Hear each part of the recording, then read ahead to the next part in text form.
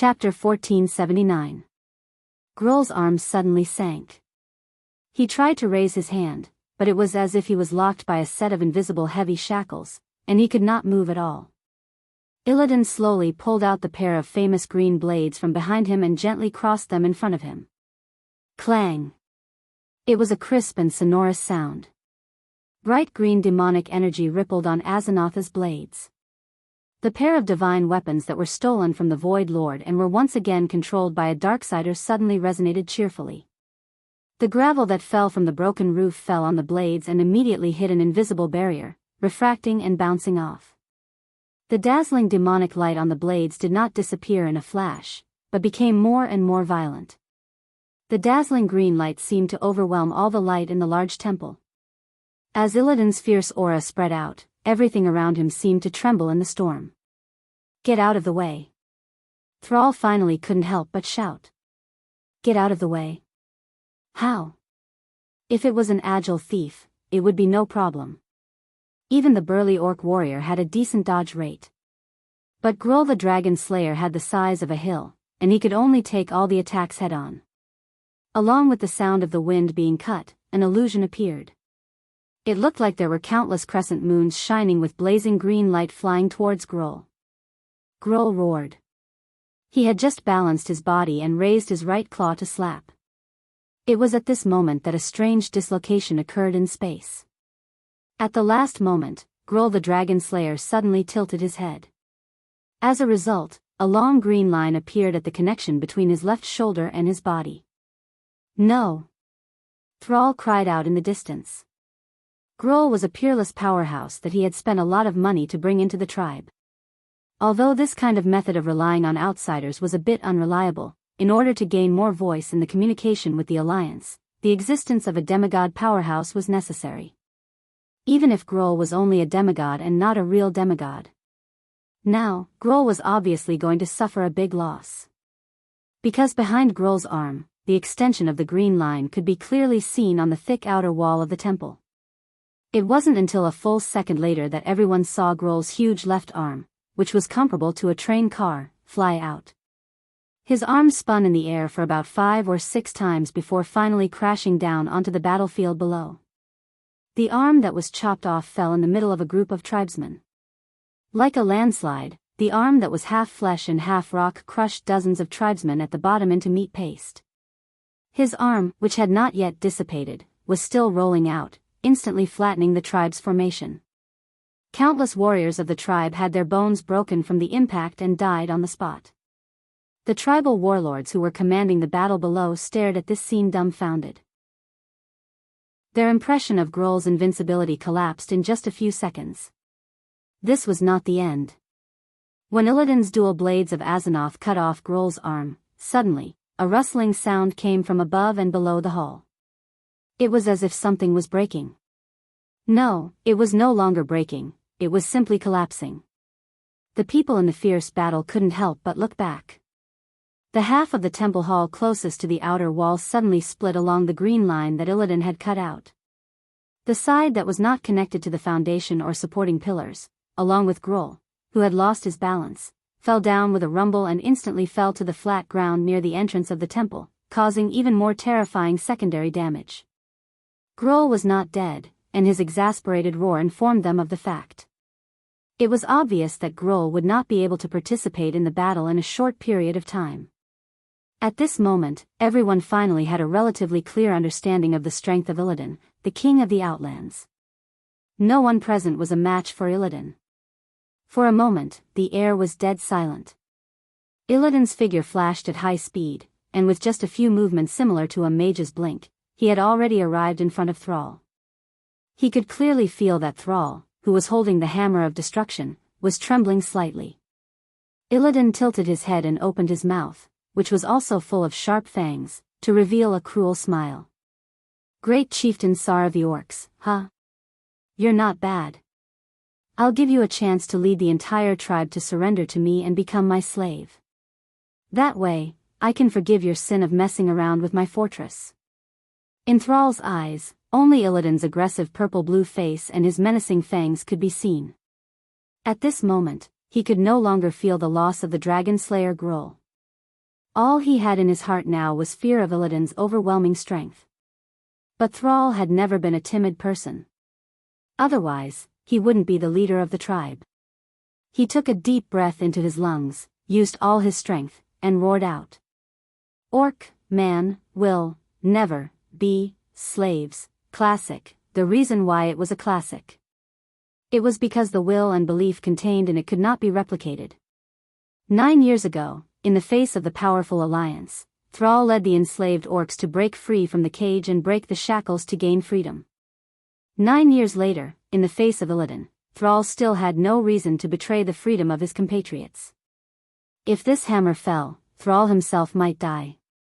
But life and death had never been Thrall's first consideration.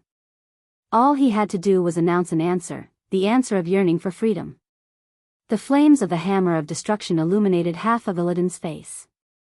The evil face still vaguely retained the outline of the handsome night elf from 10,000 years ago. But at this moment, Thrall's behavior made Illidan feel humiliated. Because Thrall had chosen a difficult path that was the same as his, but the opposite, direct resistance. Then the waving Azanatha's dual blades looked like a green circle that kept spinning around Illidan. This circle easily avoided the heavy hammerhead and approached Thrall's neck at a faster speed. At this moment, a huge figure forcibly inserted itself between Thrall and Illidan. Ah! Thrall's eyes widened in shock. In his bell-sized eyes, in his field of vision, the figure that he once lost and once again regained, that incomparably familiar figure was split in half in front of him, Orgrim. No. Chapter 1480. In the original history, Thrall was only the inheritor of Orgrim's will. In this life, Orgrim was more important to Thrall. He was also Thrall's life mentor. When Thrall lost Orgrim for the first time outside the Dalajan city, Thrall was heartbroken and regretted for a long time. Orgrim returned as a dead person, and Thrall was secretly happy for many days and nights. After losing something once, he learned to cherish it more. Because in the entire tribe, only Orgrim understood Thrall's heart the best, and could stand in Thrall's perspective and think for the tribe. And as an orc who was once a great chieftain, his opinions and experience were incomparable. It was not that Wajin was bad, but Wajin was still a troll, and sometimes it was difficult for him to think from an orc's perspective. Now that Orgrim had been slashed by Illidan, how could Thrall not be shocked and pained? But the next moment, Thrall smiled bitterly. I'm long dead. Orgrim cursed, and while his upper body was still on the ground, he activated Counterattack Storm. This scene was extremely strange. Orgrim, who only had half his body left, actually used his warrior's skills in mid-air to hit Illidan's hammer a few times. Illidan retreated and held Azanatha's dual blades 10 meters away. With an amused look, he watched Orgrim fall to the ground and continue to jump. At this time, everyone realized that as a Forsaken, as long as the core of his soul was not damaged, it was impossible for Orgrim to die again. If Orgrim did not mind, he could just find a suture line to sew his body back together and continue to fight. Before Thrall could finish his joy, Illidan was unhappy. He spat on the ground. What a filthy and annoying trait. Since you're dead, just obediently become my power. Illidan's left hand put away his weapon into his portal bag, and then his empty palms suddenly stretched forward. A green ball of evil light floated in midair, and the swaying green light reflected the indifferent expression on the self-proclaimed Lord of the Outland. At this moment, the black cloth covering the upper half of his face could no longer hide the empty eye sockets under the black cloth, because the dark green flame of the netherworld was burning in the eye sockets like the flames of the netherworld. A bright light shone through, making Illidan look even more eerie and terrifying. It had to be said that the Van Cleef father and daughter were very brave. When Illidan jumped out, they made the decision to temporarily give up on the soul box and attack Illidan. Unfortunately, they did not succeed. A purple aura enveloped Illidan, causing their blades to bounce away before they could even touch him. One of the 4 members of the Illidari Council, Gathios the Shatterer, who had the skills of a paladin, cast a protection blessing on Illidan, making him temporarily immune to physical damage. The other 4-man party, the Night Elf Thief Wireless Deep Shadow, used Shadow Step to get close to Edwin Van Cleef. With a few stabs, he forced old Van Cleef to give up on Illidan and fight wireless. No one could stop Illidan. The light ball on his left palm was dissipating bit by bit in his palm. Before everything around him returned to darkness, another existence that had been temporarily ignored suddenly erupted. Woo-woo-woo-woo-woo-woo. Following the indistinct wails of the soul box began to flash with a strange radiance. A purplish-black vortex emitting a terrifying aura opened above the soul box. The vortex spun rapidly. At first, no one felt anything wrong. Soon, everyone knew who this vortex was targeting. Ugh, Orgrim, who was still alive, suddenly had his soul leave his body. A green soul that looked exactly like Orgrim flew out of the remaining half of his body under the absorption of the soul vortex. Before anyone could react, it was sucked into the soul vortex. In less than half a second, everyone realized that the face of the soul box, the source of suffering, had changed into Orgrim's face. The former great chief closed his eyes, opened his mouth full of fangs, and kept roaring in a barbaric orc style. It was an unconscious release of pain, but it transmitted pain, fear, and even more intense emotion, shock, to the entire horde. Thrall turned his neck that was like a rusty machine and looked at where Orgrim was before. Ashes, and a tragic scene that was very fitting for this description. Orgrim's body was abnormally destroyed. It was as if all the water had been sucked out, and not a trace of weathering was left. Illidan stomped his feet, and in the next second, Orgrim's body was completely blown away like dust swept away by a storm. There was no trace of him at all. No. Sal shouted and couldn't help but shed tears of regret as he wailed. Illidan sneered, "There are many orc souls in the soul box. I don't care if there are a few more orc souls. What, are you still not going to surrender? Thrall, this is the last chance for you and your horde." The only thing that answered Illidan was a hammer. It was as if a volcano had suddenly been thrown at them. Illidan's face turned cold. "You're asking for it." With a wave of his hand, the demonic spell, Dark Barrage, shot out. Countless black shadow missiles rained down on the hammer of destruction that was thrown at them. The blazing flames on the hammer's head dimmed at a speed visible to the naked eye. After the hammer flew for a distance of 3 meters, it was already black and smashed into the ground. From the looks of it, this famous hammer was no different from an ordinary iron. The Horde Masters were angry. They went berserk. They gave up their target and rushed at Illidan. They wanted to tear this evil demon who dared to provoke their great chief and trample on the dignity of the entire horde into pieces. What a pity. The difference in strength could not be made up for with courage. Shadow Impact. This extremely exaggerated shadow attack easily sent all the horde warriors within 100 yards flying. After a while, they fell from the sky like dumplings. "Ha! Isn't this our great chief?"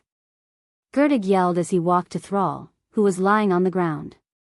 He lifted Thrall up with both hands. Because of the dark energy transformation, his body was even bigger than the already burly Thrall. Gurdig looked at Illidan. "My master, you don't mind me torturing him, right?" Illidan nodded mockingly. The power of blood boil entered Thrall's body, and the dizzy Thrall screamed in pain. Imriel, who was holding the soul box, could not help but want to say something. Suddenly, she heard Vanessa's voice. "Calm down. Master is here." Chapter 1481. Shameless bastard, even if you gain power, you are still scum. Despicable bastard. Let go of your claws. It was a handsome voice.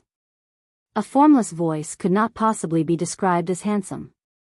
But hearing this voice, it naturally reminded people of those handsome men who brought disaster to a country, affected the employment rate of single dogs, and made more girls have unrealistic fantasies. Behind Gurdig, a fiery red figure suddenly jumped out, using his emerald eyes that seemed to be carved out of the finest jade to stare at the rebellious orc. His tone easily reminded people of those holy knights with an excessive sense of justice. Unfortunately, the fire element that surrounded his body was so dense that it was almost tangible, allowing bystanders to understand that this lord had nothing to do with clergy. Then, around this fiery red figure, countless flashing red lights appeared. Those were pieces of rubies that seemed to be the most magnificent ornaments. No, after a closer look, one would be surprised to find that all of the rubies were actually particles of extremely concentrated fire element. Rather than saying they were like rubies, it was more like the feathers of a phoenix. Every sharp feather pointed at Gerdug, the fell orc who was in a crazed state of thirst for power. Undefeatable, Gerdug did not even need to think about it. His instincts told him that this male elf in front of him, who was more beautiful than a woman, was undefeatable. That was not an ordinary powerhouse. It was obvious that this fellow had stepped into the realm of gods. Fighting with such a fellow was stupid in itself. He could not defeat him. Gerdug was indeed cruel and tyrannical, but that was based on the fact that his strength was superior to his opponent.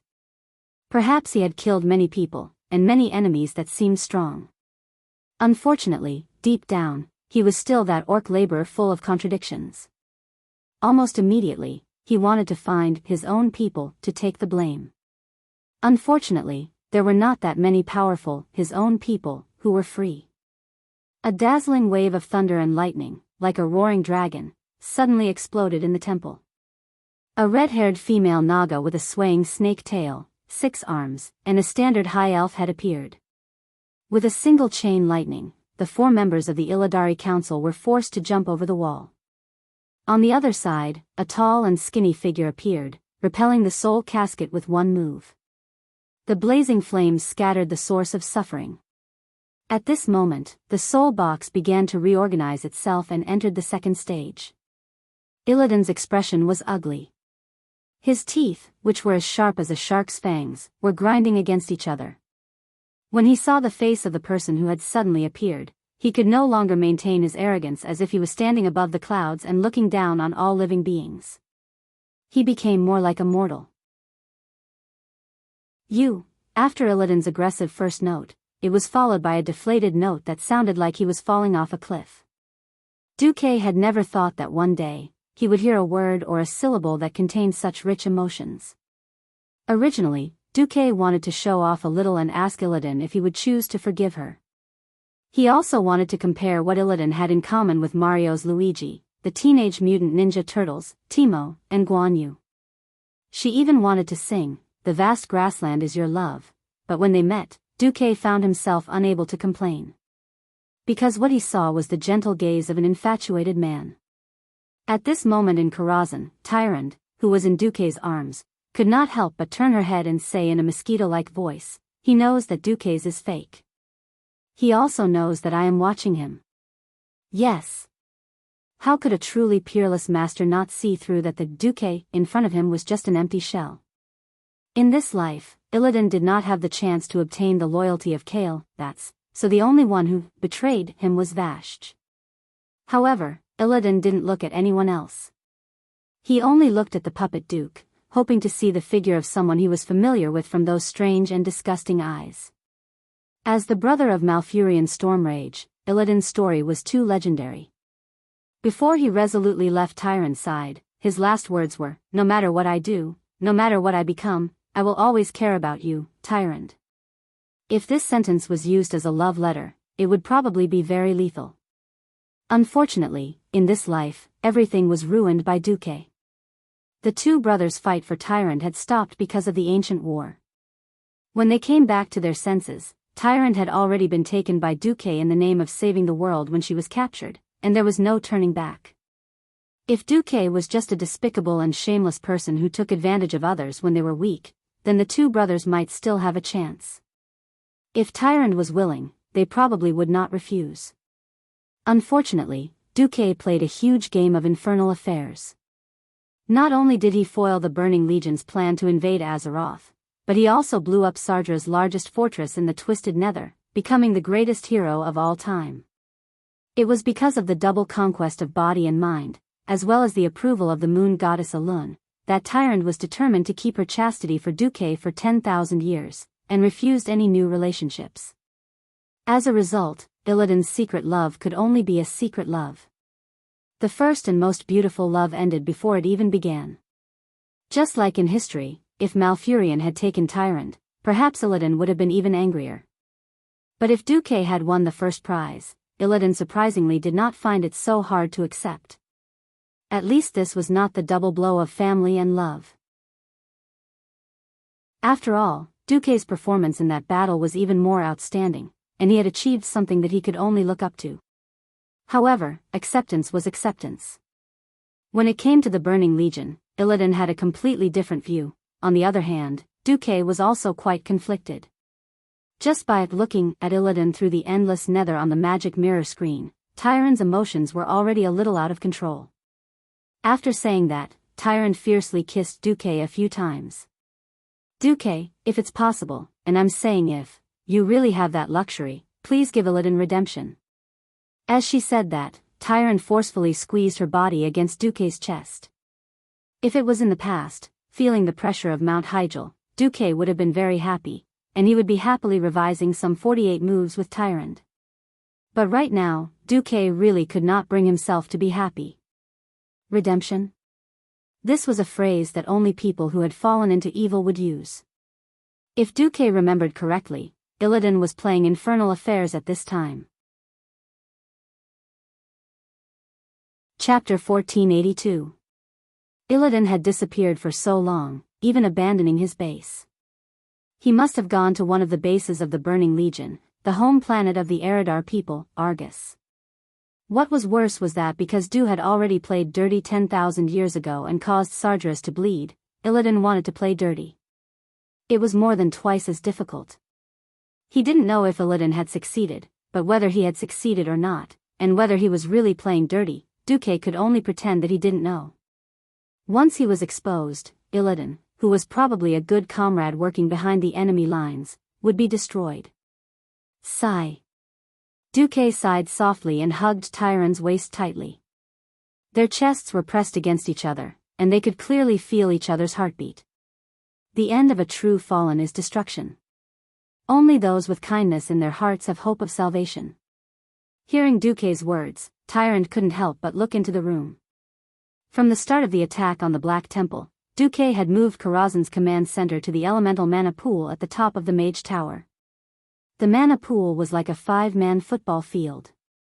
The elemental emissaries led by Khadgar were monitoring the operation of the magic net, making adjustments from time to time to change the flow and supply of mana. At the side of the field was the command center where Duque and Tyrann were. Although the room was very comfortable, with a desk and a bed to rest on, this was undoubtedly the core of Karazhan's control. All the large mana circuits were located in the command center. From here, Tyrann could see the few elemental emissaries in the elemental pool. Thaddeus, who had been turned into a monster-like construct by the cataclysm, was no longer a living person, but he could still smile and live on as an elemental creature. Sapphiron, the bone dragon that had once brought death and destruction to Azeroth, was now performing his duties gracefully. Black Witch Farina, who had once been a vicious woman, was now obedient like a little wife who would only be bullied, helping Khadgar.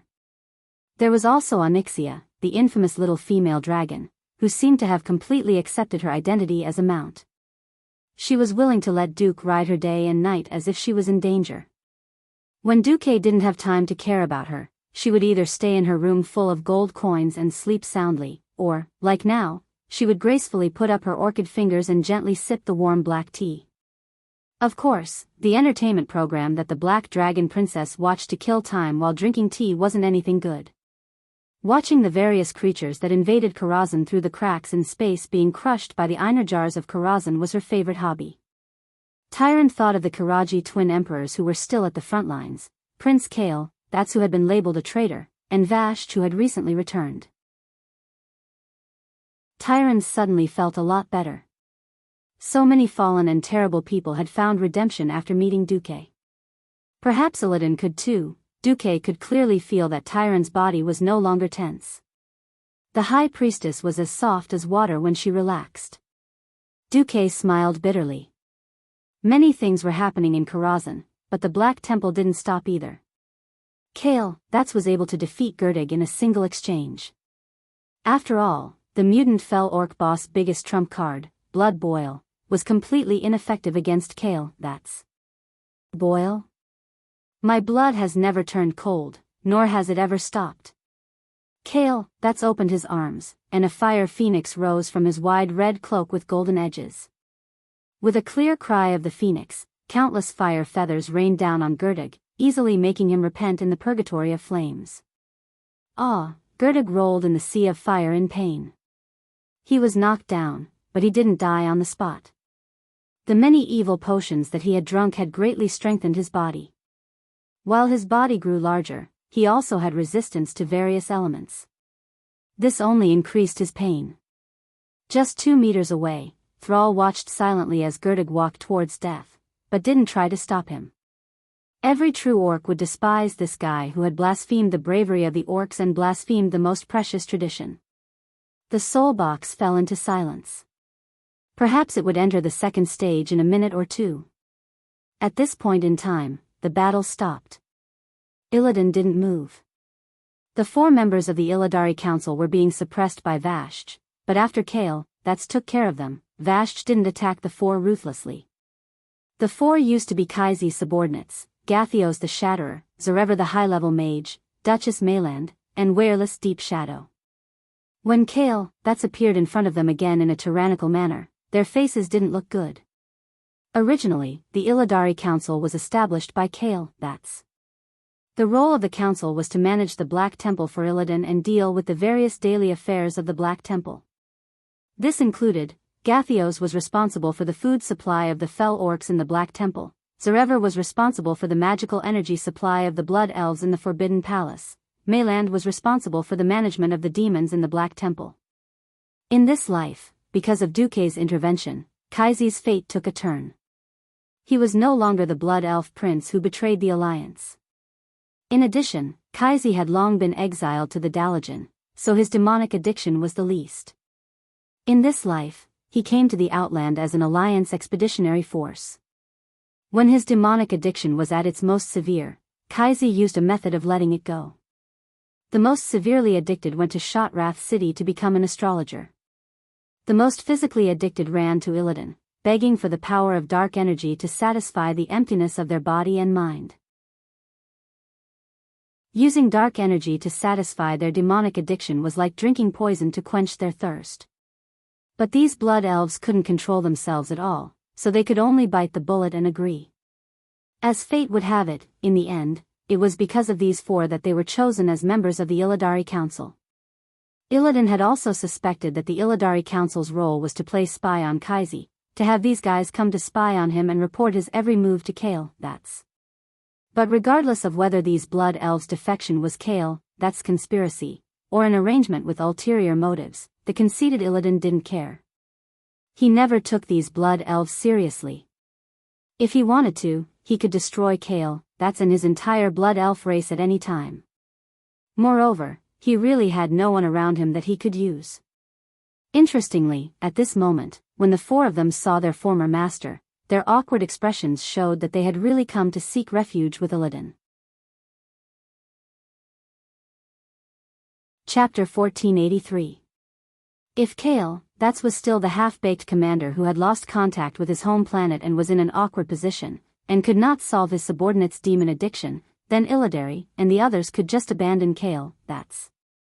Aside from good and evil, this was a typical example of people going to higher places. But now, Kaizi had the aura of a king returning. It was obvious that Kale, that's had used some way to temporarily merge his mount, the phoenix named Ao, into his body, and obtained most of the power of this phoenix that had just entered adulthood. Compared to the dragon slayer Gruul, this was also a demigod body, even if there was a time limit. Under normal circumstances, Kale, that should not have played his trump cards so early. However, the alliance's cards were stronger. Vashj, recognized as the strongest among Illidan's subordinates. This wasn't a matter of selection, but a matter of fighting. When Illidan was in control of the Outland, Vashj, Magtheridon, and Mother Shiraz all seemed to be in this position. Vashj defeated 2 other strong people before she proudly ascended to that position. No one thought that Illidan's strongest force would betray him just like that. And it was the most thorough kind. He and his subordinates rebelled together. When Illidari and the others heard the news, they were so angry that they wanted to vomit blood. Especially when they saw Vashj use their water pump to pour water into the Moon's Shadow Valley and drown a part of the Black Temple, the four of them almost collapsed. They did not know if it was lucky or not, but just when the four of them thought that the Black Temple could not hold on, Illidan rushed back. This kind of twists and turns was too much for the eyes to take in. On one side was the powerful Illidan. On the other side was the even more mysterious weave demigod Duke Marcus. No one knew who the winner would be. Almost as soon as Kale, that's appeared, Illidan felt the four of them waver. Illidan sneered, but did not say it out loud. In his eyes, the deciding factor was always the small group with the strongest power. As long as the final winner was him, then all problems would be solved. He needed to use the Illidary Council to do chores for him, and he also needed to make the four of them think that he still trusted him. Although the lack of absolute loyalty from the four of them made him a little uncomfortable, so what? After being in the Burning Legion for so long, he no longer believed in the concept of loyalty. As long as he had the strength, even the most ferocious demon would obey his orders. It was because of this that he allowed the council to continue to exist, which was filled with inner conflicts. However, he was very interested in what would happen to these four fellows who were the chess pieces of both sides. Perhaps only the goddess of destiny herself knew. After a short confrontation and awkward silence, Illidan grinned as if he was laughing. Duke Marcus, you're quite famous. What, you want to beat me, Illidan storm rage, with just this doll you brought? Being mocked by Illidan, Duque was not angry at all. He did not expect Mark Dooku, who had limited mana output, to defeat Illidan. Facing me is better than facing Tyrant or Malfurion, isn't it? Duque's words deeply provoked Illidan. One could clearly see the muscles on this legendary figure's face slightly trembling. Duque added, furthermore, you're underestimating the Alliance's strength. Mark Dooku opened his arms. Beside him, two giants as tall as towers immediately took a step forward, the Kiraj twin emperors, genuine demigods who could exert demigod-level combat power with the support of the magic net. They stood 5 steps away from Duke on the left and right. Kale, that's turned into a ball of flame and appeared on Duque's left in a flash. Vashj smiled charmingly, swaying her snake tail in a beautiful rhythm, and stood on Duque's right side. You could say that Duque was arrogant, but you could also say that Duque was showing off. I'm just a little brother, strong and numerous, with 4 demigod subordinates. Do you have that? Although the twin emperors were more dependent on the weave, Vashj and Kai Z were strong people independent of the weave. Duque's face was full of anger, and even a little arrogant. Call your master, kill Jaden, over, or you'll lose. Duque had such a confident expression on his face. This was not a simple bluff. This was a gamble based on the current situation, and the risk was not high. If the Eridar Gemini's intelligence and history were correct, Kill Jaden was no longer in the twisting nether and sneaking into Azeroth. Otherwise, Illidan would not have had the chance to sneak into Argus to cause trouble. On the surface, Kill Jaden, who was Illidan's boss, could not appear, so the upper limit of the combat power of the next battle would only be limited to demigod level. In other words, if Duque did not come in person, Kill Jaden would not appear. Illidan had just finished causing trouble, and he was also feeling guilty. Of course, he would not put down his pride and send a distress signal to the twisting nether. At this moment, Illidan still did not know that he had already been taken advantage of by Duque. Glancing around, Illidan frowned. For a grand battle, this place is too small. Come to my training field. After saying that, he did not care about how Duque would respond. He flapped the demonic wings behind him, and his huge body flew up like an arrow. Boom! Boom! Boom! He completely ignored the thick roof of the temple, and with his demigod body, he brutally broke through layer after layer, rushing straight to the platform at the highest level of the Black Temple. The twin emperors were the first to follow, and on their backs, 2 pairs of cicada-like wings grew just like that. They also followed with incomparable violence, breaking through the roof walls and going up. The Drenii garrison officer Mal Raid's eyes were twitching, but in the end, he did not say anything. The Drenii could not beat the enemy and lost their lair. If the enemy helped them get it back, they could not guarantee that they would come back intact. He, I'll go first. Vashti greeted Duque, tilted her head slightly, and licked her flame-like red lips with her nimble little tongue. This was a secret signal that only she and Duque understood. Duque waved his hand in annoyance, sending her away first. Vashti chuckled and summoned a thick water column. It followed the big hole that the demon king Vek Lore had broken through, and under the impact of the water column, it flew up. There was only Kale that's left on the scene. The blood elf prince was a little hesitant. Instead, it was Duque who spoke first. He crossed his arms over his chest and said with a slightly contemptuous tone, "The four of you can forget about it. There is no point in continuing to fight. Illidan will not believe in your loyalty even if you fight. If you stop and reduce our troubles, at least after we win, I will spare you once for Kale, that's sake. Remember, your fate is only decided by the victor." Chapter 1484. Duque's words definitely hit the nail on the head. In the original version of history, the Allied forces attacked the Darkness Temple after defeating Vashti and Kale, that's Illidari, and the others, who thought that they had lost their master, chose to stand on Illidan's side and fight the Allied forces to the death. However, Kale, that's the master that they had sworn loyalty to, was standing here, and they had only turned to Illidan because they couldn't resist the demon addiction. With the amnesty of Duque, the number one person in the alliance, it would be a lie if they didn't feel relieved. Kale, that's also let out a long sigh of relief. "Duque, thank you. Kaizi in this life was good at everything, except that he was too soft-hearted." Duque waved his hand, and Kaizi immediately understood. His private mount, Phoenix, immediately jumped out, chirped happily, and rushed straight up with Kaizi on its back. On the other side, the soul box seemed to have completed its transformation. It had entered the second stage, the source of desire. Duque looked around and said, "Thrall, Willan, I'll leave this to you." Thrall had already stood up, and his face was very dark. If the soul box was just an enemy that could be fought or not fought before, it had now become a target that Thrall and the entire horde had to defeat. Whether it was out of brotherly love or the principle of the shaman doctrine of souls returning to the earth, Thrall and the horde couldn't let Orgrim's soul suffer in the soul box. Thrall also realized that such a powerful Illidan wasn't something that the horde could deal with. Focusing on dealing with the soul box was what the horde could do now. Thrall nodded heavily in response to Duque's words. Duque, who was in Karazhan, peeked at the situation on the other side. The shadow of Akama was easy to deal with. Now, Varian was leading the Alliance's horde to fight the six-armed demon matriarch, Shiraz. It could be said that the battles in all parts of the Darkness Temple were at a stalemate. In the temple, Duque raised his hand, and a winged figure suddenly appeared. She was Shatura, the head of the Zerg in the Outland. Duque lifted his chin at the four of them and waved the things in his hand. They were a few bottles of high-purity sun well water. This scene caused the breathing of the four people to quicken.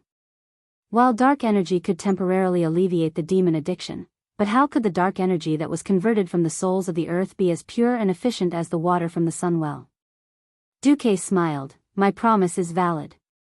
As long as you don't help each other before we decide who's the winner between us and Illidan. The Alliance will accept you again, and they will not hold it against you for defecting to Illidan. Remember, Illidan's last name is Stormrage. Blood brothers, broken bones connected tendons." Back then, Illidan had courted death in front of the Night Elves and deserved to be executed. But in the end, Malfurion still used his influence to sentence Illidan to life imprisonment. Just because Illidan was Malfurion's brother and Tyron's unlucky childhood friend, Duque could not kill Illidan.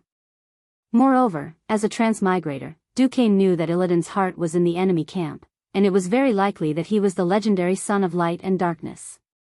After intimidating the four people for a while, the four people silently took a few steps back and stood a certain distance away from Shachula. Duque nodded, and then he flashed to the top of the temple. Blink could not flash into the air, but the floors of the temple were the best stepping stones. When Duque arrived at the highest floor, he was shocked to find that, Illidan was King unparalleled. The twin blades of Azzinoth, the symbol of the ugly original sin, were spewing the flames of hell, and the green dark energy was dazzling. This was clearly more than two. On the other hand, on Duque's side, after watching for a few seconds, Duque only had one sentence to say: "What a shame, let's leave the group." Illidan was unparalleled, and Duque's side had 3.5 demigods, and they were actually beaten like dogs. Illidan's high agility and speed was one reason, but more importantly, the four of them seriously lacked coordination. The attack speed of the Sword Sovereign's Karaji Emperor sword was too slow. This was not a game where one would forcefully lose HP. Originally, the Sword Sovereign's swordsmanship was barely acceptable, but in front of a fierce person like Illidan, it was nothing. Thinking about it, Queen Sylvan could dodge in front of him, so naturally, Illidan could too. After discovering that the twin emperors had the same HP, Illidan did not even bother with the demon sovereign. After all, Illidan was better at swordsmanship than his magic. And although the demon sovereign was proficient in all types of magic, the power of each type of magic attack was limited, and Illidan directly used shadow magic to fight him. On the other hand, Kale, that's used the Sword Sovereign's magic immunity to fiercely throw fireballs, almost turning half of the platform into a sea of fire. In the sky were rolling dark clouds, and on the ground was a sea of fire that seemed to burn to the horizon. It was nice to watch, but it was useless. As long as he was not a demigod, the power of Kai Zi's elemental magic could not improve in quality. The gap between mortals and gods was not so easy to bridge. Moreover, the guys in the Burning Legion were really not afraid of fire. Dark energy itself was one of the most terrifying flames in the world. After Illidan took 2 tentative pyroblasts from Kai Zi, he smiled contemptuously and ignored Kai Zi. When a mage reached Breaking Dawn, they already had many life-saving skills. They could not confine a Breaking Dawn mage's power source in the elemental domain, and it would take a long time to chase a Breaking Dawn. So Illidan played the elimination game with Kai Zi. Being hated by the enemy was also a kind of honor. But being ignored by the enemy was a shame. At least Kale, had experienced so many ups and downs, and his mentality was more mature and steady. He did not really rush to play melee mage with Illidan head-on, and turned to support Vashj. This was because Vashj, who was more comprehensive, was the one who was the real threat to Illidan. Her nature element thunder magic not only covered a wide range, but the electric shock also had paralysis and deceleration effects. This was definitely a big threat to Illidan, who relied on agility. And Vashj's superb archery skills, sound arrows, silent arrows, invisible arrows, curved trajectory, straight-line explosive shots, attacks that were calculated with precise shooting trajectories would sometimes suddenly form a situation similar to a fatal blow. Several times she almost hit Illidan's vital points, and his scalp went numb on the spot.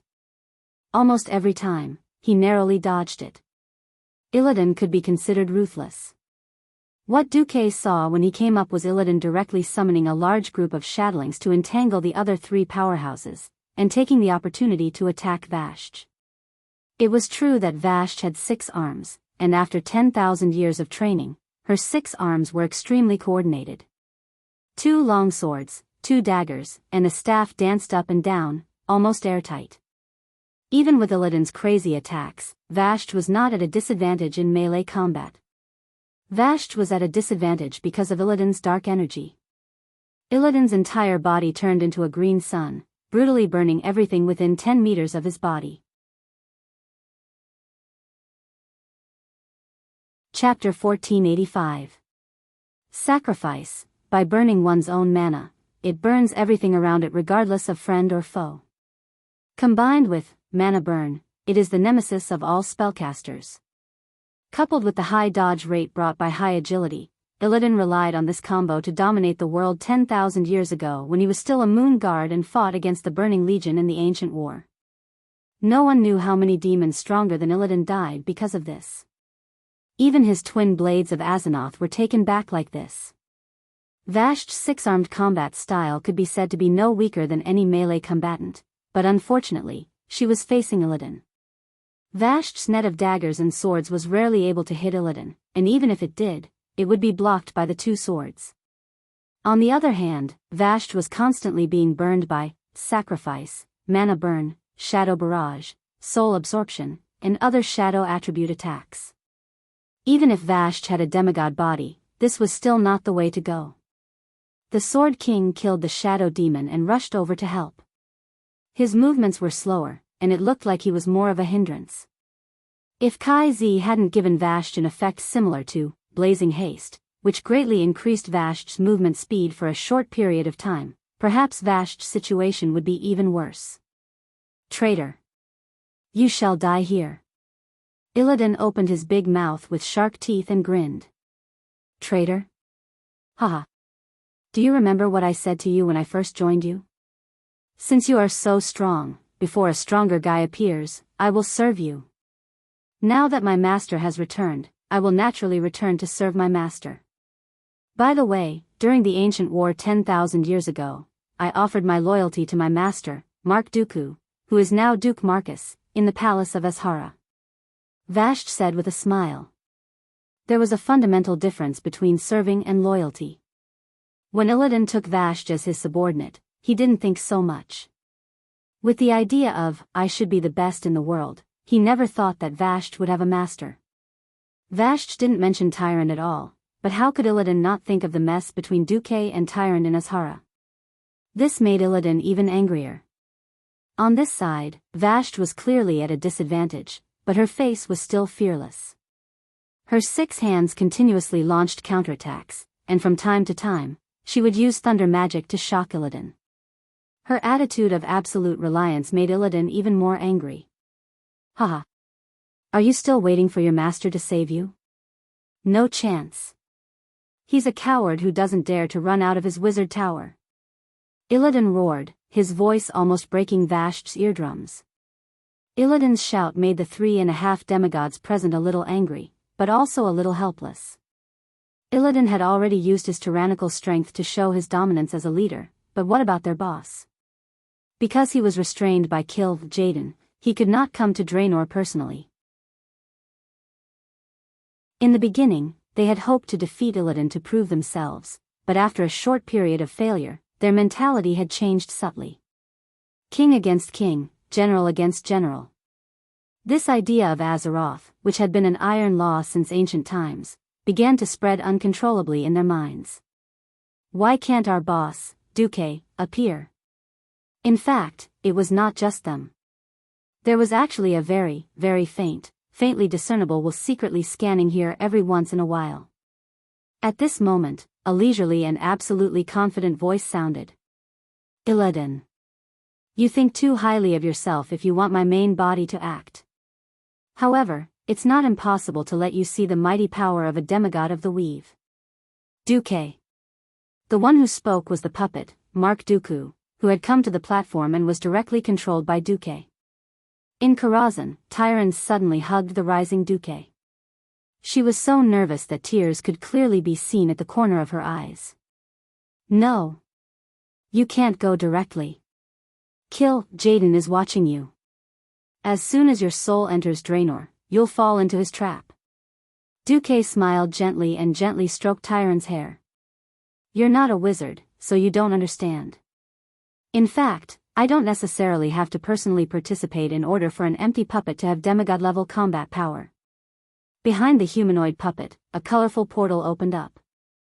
An existence with extremely strong elemental fluctuations stepped out of the portal and came in front of Illidan, Vashj, and the other powerhouses. However, his appearance caused all the powerhouses to be dumbfounded. The existence in front of them with a translucent soul was definitely not Duque. However, the powerhouses on Duque's side were not unfamiliar with the newcomer. Khadgar? Yes. The person who had come was the great director of the Weave, the originally incomparably powerful great wizard of 3 virtues, Khadgar. The current Khadgar was just a standard elemental creature. His appearance made Kale, that's instantly understand what Duque was doing. The magic circuit was rooted in the soul, and it was a magic system that produced and controlled magic power. To let an empty soul have powerful magic power, not only did it need a tough and incomparably compatible body, but it also needed the soul of a powerful wizard. Duque could not put in his soul, but it did not mean that he could not use other souls. As soon as Khadgar appeared, he took large strides and directly turned his entire elemental body illusory, entering Mark Dooku's body. Then, Mark, Khadgar, opened his arms and shouted to the sky, I, Khadgar, open my soul to my lord. The will of my lord is my will. With a burst of purplish-blue arcane light shining in front of everyone, in less than half a second, the Duque that appeared in front of everyone became real. In just an instant, whether it was the phoenix flames that spread almost the entire platform or the evil sacrificial fire that burned everything within a 10-meter radius with Illidan as the center, all disappeared without a trace. The scenery in their field of vision did not change, but in the perception of the powerhouses, what appeared in front of them was an extremely quiet elemental world. The violent fire elemental was as still as water, the surging frost elemental was resting quietly, and the reverberating natural elemental elements circulated themselves according to this world's unchanging rhythm for thousands of years. All the elemental elements seemed so quiet and serene. No one could imagine that just a moment ago, there was a magic war that involved the divine realm. Only the top magic powerhouses could feel the sea of magic. 12 bright moons lit up in the void. These moons were actually the 12 nodes of the weave. They calmly provided elemental power from the entire world of Draenor to the existence at the center of the nodes. Duque opened his eyes, and his pupils were clear. Come. Illidan. Chapter 1486. It was hard to describe what this so-called Duque in front of him was. An empty shell constructed with magic as the core, the soul of a super mage who was supposed to carry the destiny of history but became an elemental life form, and the control of a real demigod behind the scenes. Illidan looked at this Duque with mixed feelings. He felt like he was being fooled, but he couldn't tell what Duque had fooled him about. As for where Jaden had gone, Illidan had a vague guess. What Duke was doing now was fulfilling his duty to protect Azeroth. He had done it to the best of his ability. It was just that no one thought that there would be such an operation. Duque raised his left hand horizontally and gently grasped. A very ordinary brownish-red wooden staff suddenly appeared in his left hand's palm. It had a drumstick-shaped head and a simple belt. Just by looking at its appearance, no one would associate this quaint-looking staff with the legendary Azeroth's strongest staff. But when 3 ethereal crows appeared on the head of the staff and cawed, Illidan felt as if his fate had been disrupted by these crows. Duque spoke. His voice was low and full of a sense of history. This is, Atish, the legendary staff of the Guardian. The former Guardian of Azeroth, Medivh, self-destructed this artifact staff as the price to send Sardra's soul into the bottomless abyss. After that, I spent 23 years and finally collected all 42 pieces of it from the hands of Kel, Thuzad and Thun, and rebuilt this staff. Duque opened his right hand and pulled out another weapon from the void. When he pulled out his wrist from the void, circles of golden ripples appeared in midair. What he took out was a glittering holy sword. The sword was extremely slender, and the blade was less than a finger's width. The body of the sword was constantly twisting upwards, like a spiral cone. The hilt of the sword seemed to have added a pair of shining angel wings for the sake of beauty. Compared to the seemingly ancient staff in Duque's left hand, the blade of this holy sword was as clean as new, as if it had just been quenched and forged in a blacksmith's shop. But when Illidan saw it, he immediately trembled. It wasn't that the sword was too new, but that the holy aura that bloomed from it was so strong that not even the slightest bit of filth could accumulate on it. This holy sword obviously represented absolute purification. Duque's voice became lower and lower, but in Illidan's ears, every word was shocking. It was thought-provoking. This sword originated from Quell Zalam, an unnamed product after the original Great Sage sword was split. It used to have an unreliable name. However, after I used it to kill the demon king Sardras, the Lich King Zul, the Flame Lord Ragnaros, the Black Dragon Prince Nefarian, the Defiler Archimond, and the ancient god Thun. I prefer to call it Duke Marcus Demon Slayer. Every time Duque said a name, he took a step forward. Each step was heavier and more shocking than the last. The holy sword did not kill the nameless. It was precisely because every name that fell on this holy sword once represented an earth-shattering feat that the weight of the sword was unimaginably heavy. For a moment, Illidan couldn't control himself and even forgot to breathe. These names, small ones were famous, big ones resounded throughout the universe. Compared to them, who was Illidan? Illidan more or less knew about Duque's achievements, but when Duque carefully listed them, he clearly felt the pressure in his heart was as heavy as a mountain. Crack. That was the sound of Illidan gritting his shark teeth hard. He didn't know when, but the tip of his left foot that was originally stepping forward moved back by a centimeter. He noticed this at once. This discovery made him ashamed on the spot.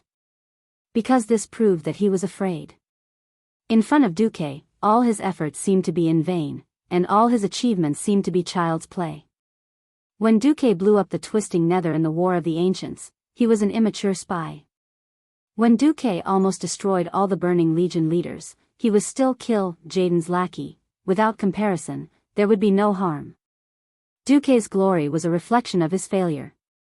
Illidan's muscles swelled to the extreme, and the two blades in his hands trembled because he was clenching them too tightly. Illidan was at a loss. At this moment in Karazhan, Jaina rubbed her eyebrows. Hey! Duque, although you've beaten up so many powerful big guys, I remember that when you stabbed the Mediv possessed by Sargeras to death, you didn't have this holy sword, right? Duque righteously spouted nonsense. When it comes to aura, as long as you can overwhelm the opponent, it's a success.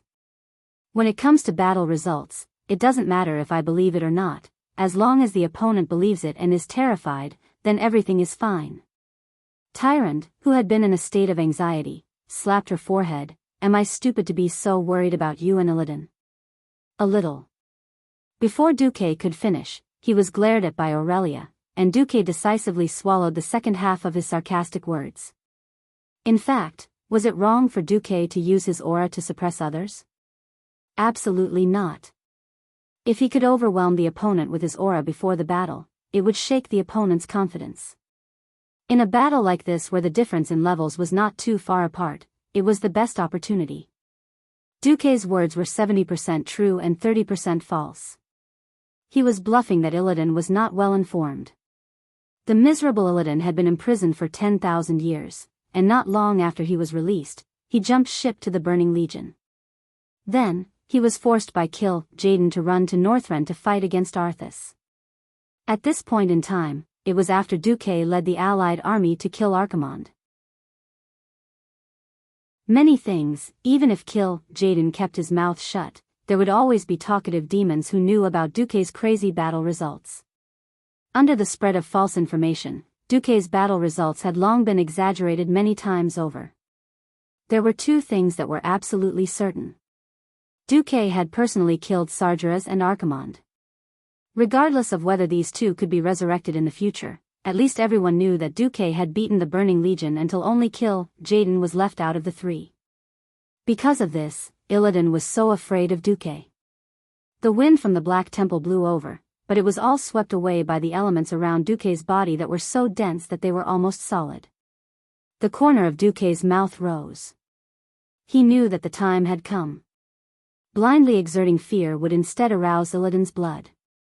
It was time to set the pace again. Ah. Oh yes, I forgot to tell you. After that kid Arthas became a Death Knight, he saw me twice. One time, he broke an arm, and the other time, he was cut in half. I heard that you were beaten up badly by that kid. I hope you don't disappoint me too much. If you're not even as good as him. Chapter 1487. Duque's words were heard by the girls watching in Karazhan, and Jaina rolled her eyes. Although Duke's words didn't explicitly state that he was the culprit behind both of Arthas' deaths, it was clear that he was leading Arthas in that direction. Tyrande was surprised at first, and then smiled bitterly.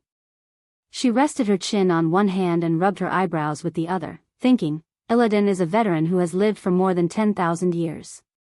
Unfortunately, in terms of strategy and tactics, he will not be able to catch up to Duque even if he practiced for another 10,000 years. Aurelia shrugged. She knew, Duque was good at borrowing power and accumulating his own advantages. There was no way to interrupt Duque at the beginning, and like a rolling snowball, Duque became the behemoth he was now. Who would have thought that at the beginning, Duque was just a little guy with a bit of strange ability. Now, he was almost the hope of the entire Azeroth. When Duque mentioned Arthas, it was like slapping Illidan in the face. His face, which had turned dark and green because of his dark powers, became very interesting. "Is that all you can do?" Illidan said fiercely. "Oh." Duque laughed. He raised his left hand that was holding the staff and swung it horizontally, his palms slightly upward, and hooked his index finger at Illidan. "Then come, it's just you and me. My men will not attack you." The twin emperors, Kai Zi and Vashj, all stepped back, giving enough space for the two bosses to fight. Illidan's eyelids twitched. To be honest, if Duque came with his luxurious lineup, he would really have a headache. Just now, he could beat these four guys because they lacked coordination, and the key was that they lacked a true core.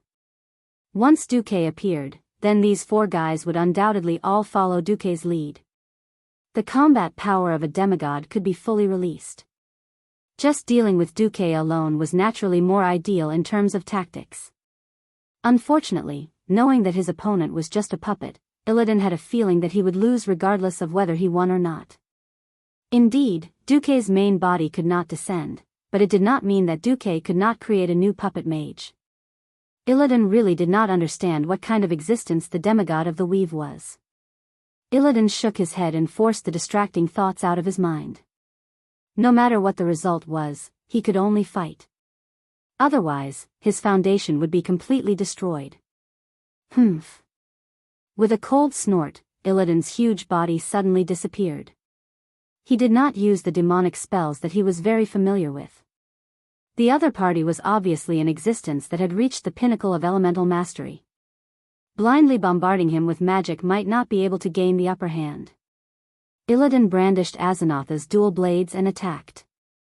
There were no feints, no probing, only absolute speed. It was so fast that the naked eye could not catch it. It was unimaginably fast. It reminded people of the countless times in the ancient war when Illidan charged past quickly, every demonic movement was frozen, and then purplish-blue blood sprayed out from the vital points. When Duque realized that Illidan had gone behind him and was about to slash him from behind, there was a moment when Duque thought that he was in trouble. Illidan was fast, but the reaction of the system elf was even faster. It was completely beyond the limits of what Duque could react to. The system had already activated its own defense. Woo! The elements that were extremely calm a moment ago seemed to be stretched in the space according to Duque's will. The terrifying cold light that suddenly shot out reminded every powerhouse of a weapon, and they felt a bone-chilling coldness from their bones straight to their heart. Illidan instantly judged that if he rushed in without a care, the chill would climb up his body in the next moment, and then instantly freeze, and then form a thick layer of ice, sealing his movements. Element, frost.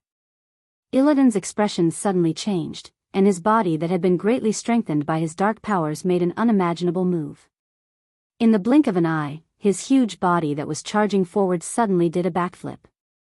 His feet, which had turned into hooves due to his dark powers, kicked the air, and with the help of the two balls of dark flames that appeared out of thin air, he completely changed his direction and somersaulted 3 times in the direction of where he came from, and flew backward. He used too much force, and when he retreated, his hooves plowed 2 fist-deep marks on the solid floor of the temple. It was only then that Duque slowly turned his body, and turned his head to look at Illidan, with a winner's mocking smile on his face. "Ha, pretty fast reflexes." Illidan's face alternated between green and red. Compared to Duque's methods, his attack just now was like a clown. This was like a duel between 2 people.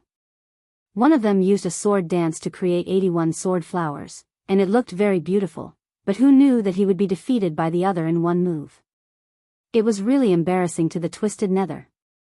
While the girls in Karazhan were amazed, only Jaina was a little puzzled. "Why do I feel like you were the one who didn't react just now?" Smack!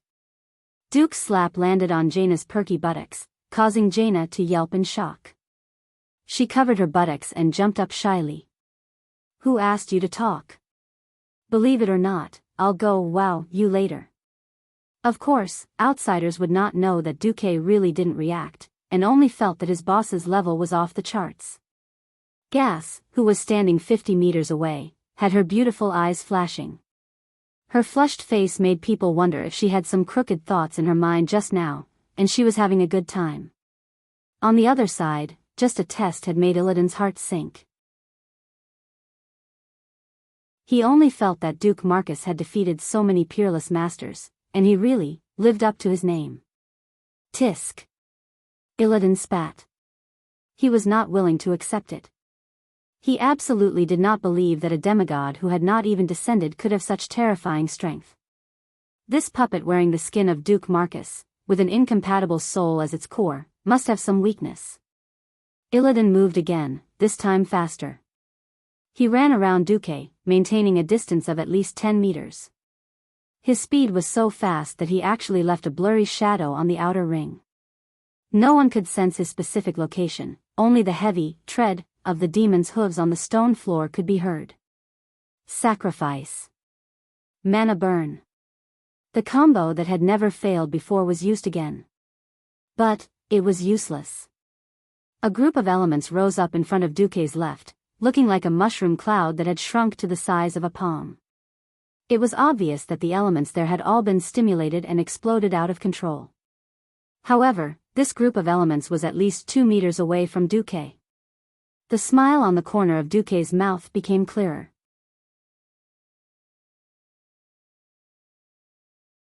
Chapter 1488. Illidan's mana burn sounded very powerful.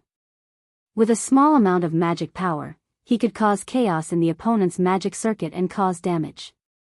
In fact, this was a high-level upgraded version of the mage's mana seal. The difference between the two was that the mana seal would only cause temporary chaos in the opponent's magic and prevent them from casting spells. On the other hand, mana burn would inject more chaotic magic power into the opponent's body, focusing on causing all the magic power in the opponent's circuit to overload, or even cause the circuit to explode, destroying the opponent's magic storage and damaging the opponent's circuit. Since Duque had been plotting against Illidan for so long, how could he not guard against Illidan's move? Even if Illidan had long been in his demon form and seemed to have forgotten his signature skill, Duque would never forget it. Moreover, Vashj and the others had already gone up to test the waters. According to the results, Duque was even more certain. Therefore, in the surrounding void, Duque had already set up a series of magic loops similar to magic circuits. On the surface, these loops were an extension of his personal magic circuit. They were tactile and control lines, but in fact, they were not directly related to the magic circuit he had now. They were purely used to prevent Illidan's mana burn.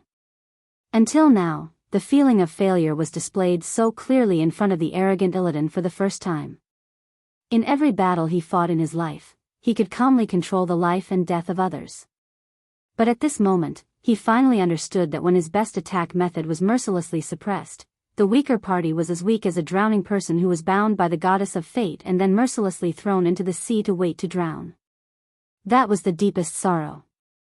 The move that he was most proud of since his debut had been completely destroyed, and his desire and confidence for victory had been mercilessly trampled. His heart finally showed signs of being unable to bear it. Before, he thought that as a new demigod, Duque often relied on the help of strong people to achieve such achievements.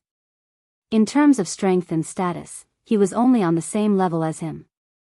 If that was the case, of course, he could use all kinds of methods to give Duque a show of strength.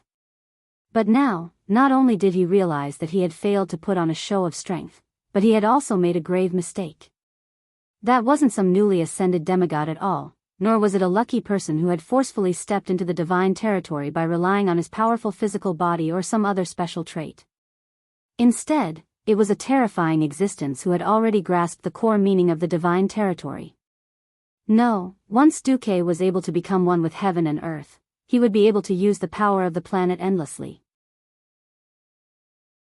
Even if the amount of power Duque could use was limited, he would still be an absolute existence that was about to step into the realm of true gods. Duque gently propped a Tish on the ground and smiled, Yo, Illidan. If you have any other moves, hurry up and use them. I'm looking forward to the power you'll gain after joining Kill Jaden. Next would be Dark Bullet Screen, Soul Extraction, Fire Explosion, or Flame of Pain. Duque counted Illidan's moves one by one. Every time he counted one, Illidan's face darkened. If his trump card was known by the enemy, how could it still be called a trump card? He didn't know when, but the psychological pressure that Duque put on him was getting bigger and bigger. Duque took 3 steps towards Illidan. Illidan, although I'm not in a hurry, I advise you to move faster. Otherwise, as the commander of the alliance, sometimes it's not good for me to fight with the people below me. Fight for what? Of course, it was to kill. Duque gently raised his left hand, and at this moment, the battle scenes throughout the Black Temple were unreservedly displayed in front of Illidan. On the periphery, the Alliance and Horde soldiers rushed in and swept away the resisting demons step by step in a disciplined manner. The cannons first fired a round of bombardment, then the grenadiers threw all kinds of holy water bombs. Even if they couldn't kill them, they would still cripple them. Then, the archers suppressed them, and finally, the infantry advanced. On the Horde side, it was simple and violent. Often, it was a direct Loktar, ogre, charge. If they couldn't kill the enemy, they would consider it their loss. Anyway, outside the front line, the reinforcements and the injured soldiers formed 2 parallel lines that did not intersect. They were busy and orderly. The demons and fell orcs that Illidan had set up in the temple retreated step by step. On the Alliance's side, Mother Sharas had been beaten like a dog by William and his men. Her arrogant and frivolous expression could no longer be seen on her face. 2 of her 6 arms had been chopped off by William, and her body was riddled with wounds. All that was left was the question of how long she could last. On the front line of the Horde, Willan and Thrall worked together to attack the soul box. It was obvious that they had reached the end stage. Illidan took one look and knew that the soul box would not last much longer. Of course, what was even more infuriating was that in the video, he saw Illidan and the other 4 members of the Alliance doing nothing. That's right, on the surface, Duque seemed to be thinking for the 4 of them. But in reality, would he allow the 4 of them to join Illidan again? After all, they were 4 people who had stepped into the realm of heroes. He would not let Illidan take advantage of them again. Duque used this method to secretly take advantage of the 4 of them. And the last scene made Illidan's face as dark as ink. This was because he saw Akama, whose soul had been extracted by him to guard the temple in the form of the shadow of Akama, sneak into the most secret prison of the temple and release the guy that he absolutely did not want to see again, Maev's Shadow Song. Only the most powerful will could allow people to track evil and enter the dark abyss without being tempted by the power of demons. This was the will of Maev's Shadow Song. Before the War of the Ancients, Maev's Shadow Song was a high-ranking priestess of the Night Elves. For someone who did not have noble blood, this was a very impressive achievement. However, the terror and chaos brought about by the invasion of the Burning Legion made her deeply feel that only quick and decisive action was the only way to solve the problem. When the traitor Illidan was not sentenced to death, but was instead sentenced to life imprisonment, she could not contain her anger. However, she still offered to be Illidan's guardian until the day he died. She also gathered other priestesses to assist her and establish the Watchers, an organization dedicated to defending the Night Elves from evil. After Illidan escaped from prison, Watcher Shadowsong embarked on a journey to hunt him down. In the process, many Watchers died, but her will never wavered. Her firm belief in order and justice carried her through many difficulties, including the time when she was captured and imprisoned by Illidan. Now that Maev's Shadow Song was released, it was obvious that according to her personality, the first thing she would do was to find trouble with Illidan. Illidan suddenly felt annoyed. He really did not know what would happen if he fell into Maev's hands. But it would definitely be an ending that had nothing to do with happiness or stability. Illidan suddenly had an ominous feeling that he would fail.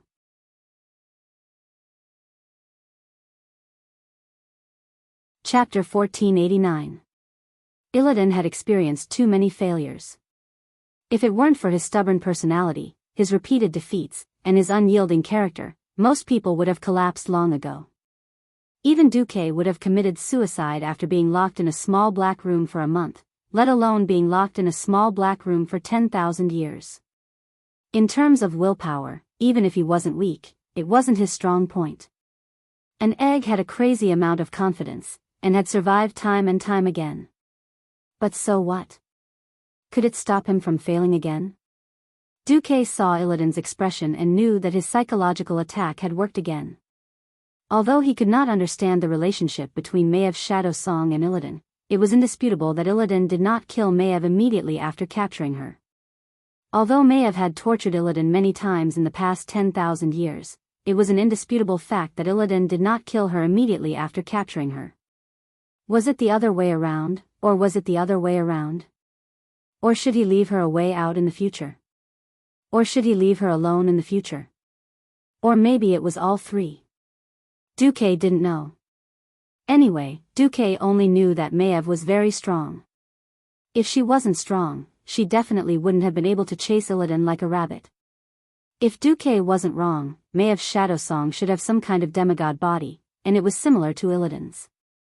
Otherwise, Illidan wouldn't have needed to team up with a group of subordinates to capture Maeve. When Tyrande, who was in Karazhan, saw this scene, she felt as if she could already see the ending. Duke was like the most skilled hunter, forcing the beast, Illidan, step by step, into the trap that he had prepared beforehand. This was not only the suppression of the general trend, but it was also a chain of nooses. Hey! Duque, why do I feel like you're the main antagonist this time? Jaina very cleverly pointed out this point. Slap. Last time, he slapped the left side, this time it was the right side. Woo-woo. Jaina cried. She had been a little princess since she was young, and when she grew up, she became a queen. Other than Duque, the bastard master who pushed his disciple, who else would dare to slap her butt? Do I need you to speak out of turn?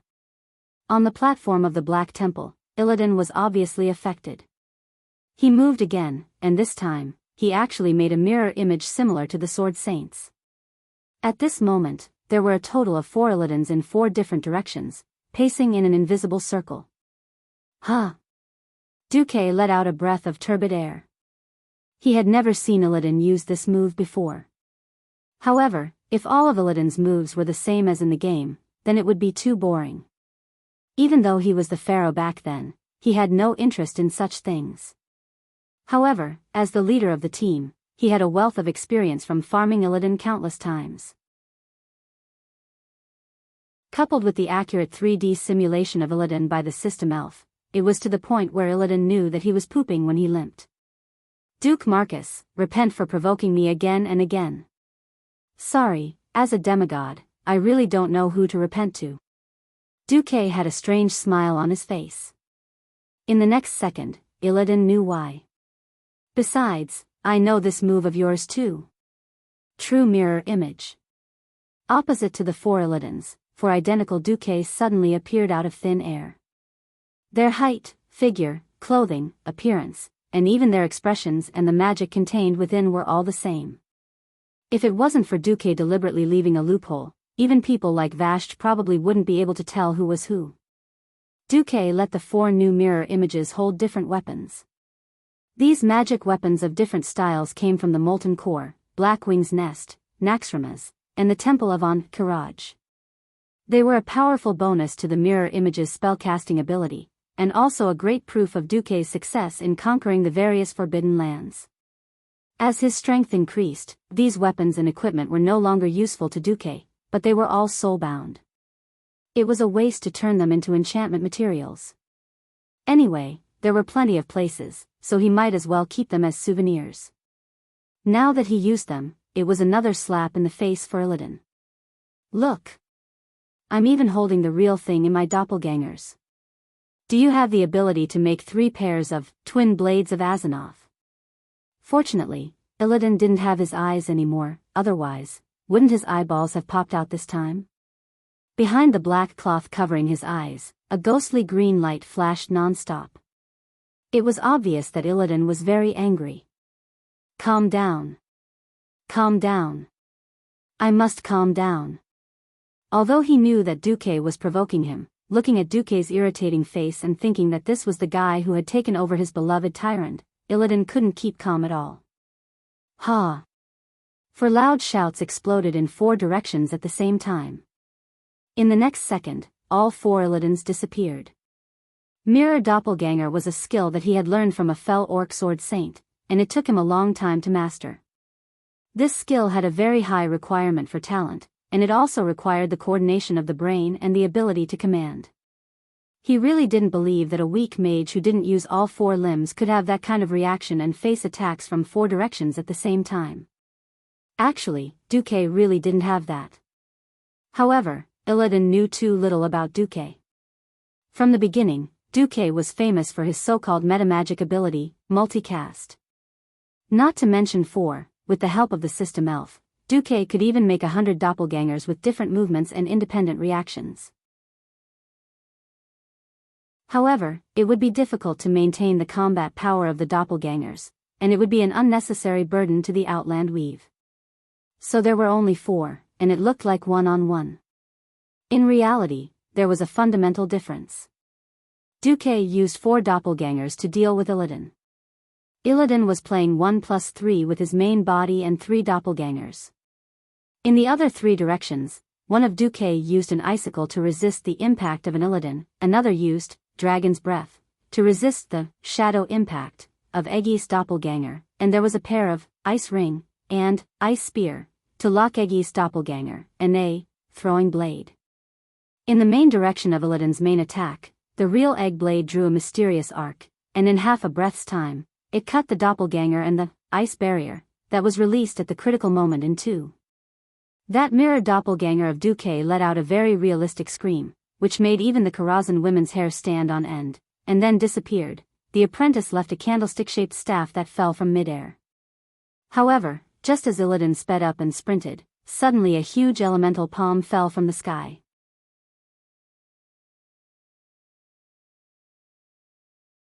Chapter 1490. If the attack of the giant hammer was like the weight of Mount Tai, then the attack of the axe was like the splitting of heaven and earth, giving off an irresistible sense of toughness. Pure speed often came at the expense of explosiveness and destructive power. Illidan was not afraid of his opponent's speed. His body, which had been greatly strengthened by dark energy, was enough to allow him to ignore most low-intensity attacks. The chaotic aura of dark energy that lingered around him was also enough to crush any low-purity magical element. Now, the feeling that this elemental palm gave Illidan was the perfect combination of toughness and toughness. It was obviously the most rebellious magical element in the atmosphere of the Outland, but not only was it extremely tame, but it also reacted abnormally fast and violent. Dodge? How could he dodge? The elemental palm covered an area of 100 meters. If there were no obstacles, Illidan could still dodge at high speed. But when he thought of dodging, he was shocked to find that because of the sudden influx of a large amount of frost elements, the surrounding temperature not only dropped sharply, but also greatly slowed down. Raising his head suddenly, Illidan's face showed an indescribable strange expression. The green flames in his empty eye sockets, which acted as eyeballs, stared at the huge elemental hand that was rapidly expanding in his field of vision. Bang!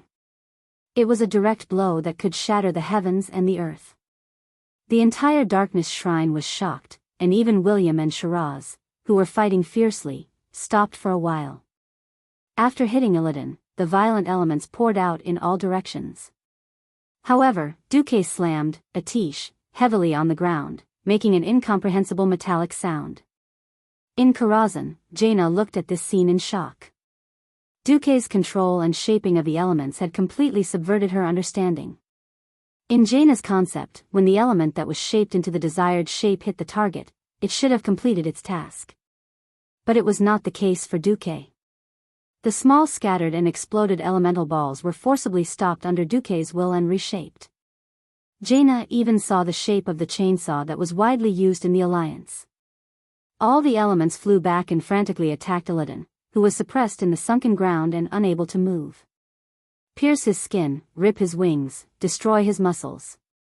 As if he was lifting weights, Illidan held the giant elemental hand that was falling from the sky. He used his body that had been strengthened by his dark powers to resist the mountain-like pressure as he roared like a wounded beast.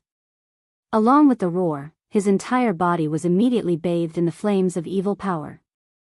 The evil energy that originated from the distorted void was brutally burning everything in its path, attempting to devour all elements that were suppressing him, attacking him, and harming him. Duque frowned slightly. At first glance, Illidan's actions were as ridiculous as a snake trying to swallow an elephant. But why did the Burning Legion burn down one planet after another, killing all life and turning those planets into barren lands? Of course, some of the demons were bloodthirsty, but more importantly, the army needed to collect more dark energy in order to expand. The source of dark energy was harvesting, squeezing, corrupting, and finally transforming life and souls into dark energy. If left unchecked, once Illidan devoured more than half of the elements around him, or if Duque lost control of the elements, it would not be fun. Duque had not used the holy sword since the start of the battle. He gently shook the sword, and suddenly 4 phantom clones of Alonso's Fail bathed in holy golden light appeared around Illidan. In the blink of an eye, 4 became 16, 64, and 1024. The holy light archbishop's phantoms were densely packed, all of them coming from the same mold, filling up the entire platform. Seeing that they were surrounded by a group of Alonso's Fail, even Kaisi and Vasht were extremely surprised. Every single Alonso's was chanting a mysterious and strange prayer, their chanting echoing in the air above the platform. Light comes from darkness, and from darkness comes light. It was repeated over and over again, like an endless brainwashing cycle. Illidan knew that the easiest way to deal with this kind of chanting was to not listen, not listen, not listen. But Duque was even more shameless than him. He used the elemental hand to press down on him, so that he had no hands to cover his ears. On the other side, Tang Sanzang's chanting spiritual pollution was activated, and under the control of Alonso's who was hidden in the magic net, the phantom clones of the 12 archbishops began to activate the magic circle. This holy light circle, which was taught by Willan, could really reverse the energy that was corrupted by dark energy. It could be said to be the nemesis of dark energy. B** starred. Illidan was furious. He never thought that Duque actually had the power of the holy light. Duque laughed. What? You're only allowed to devour my elements, and I'm not allowed to convert your dark energy? You're the first, and I'm the 15th. It's very fair. Duque's fair and just look almost made Illidan's lungs explode. Don't besiege my lair if you can. Of course, Illidan could not say this out loud. He could only keep it in his chest, feeling very uncomfortable. The green dark energy was still surging around his body, and in a short span of 10 breaths, suddenly, the dark green light shone brightly. Even on the plains outside the Black Shrine, a huge green light pillar could be seen shooting up into the sky from the top of the shrine. What is this? Every single one of the allied soldiers was stunned. A terrible roar came from the top of the shrine, and everyone could not help but look up.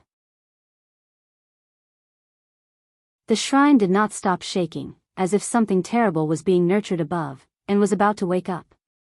A faint roar came from the end of their vision, as if an ancient giant beast was roaring.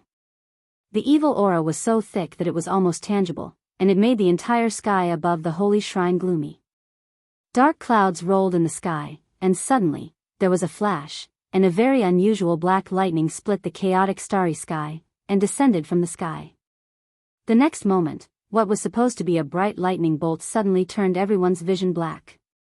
Although this period of time was very short, it naturally caused widespread panic. Holy light! What the hell happened? It was as if a portal had opened in the sky, and something seemed to pour out from it, but nothing could be seen. In everyone's vision, it was all hazy, as if all the light had been swallowed. F***ck. Illidan, what the hell did you do? When Duque saw this, there was only one thought in his mind. As expected, history was not reliable.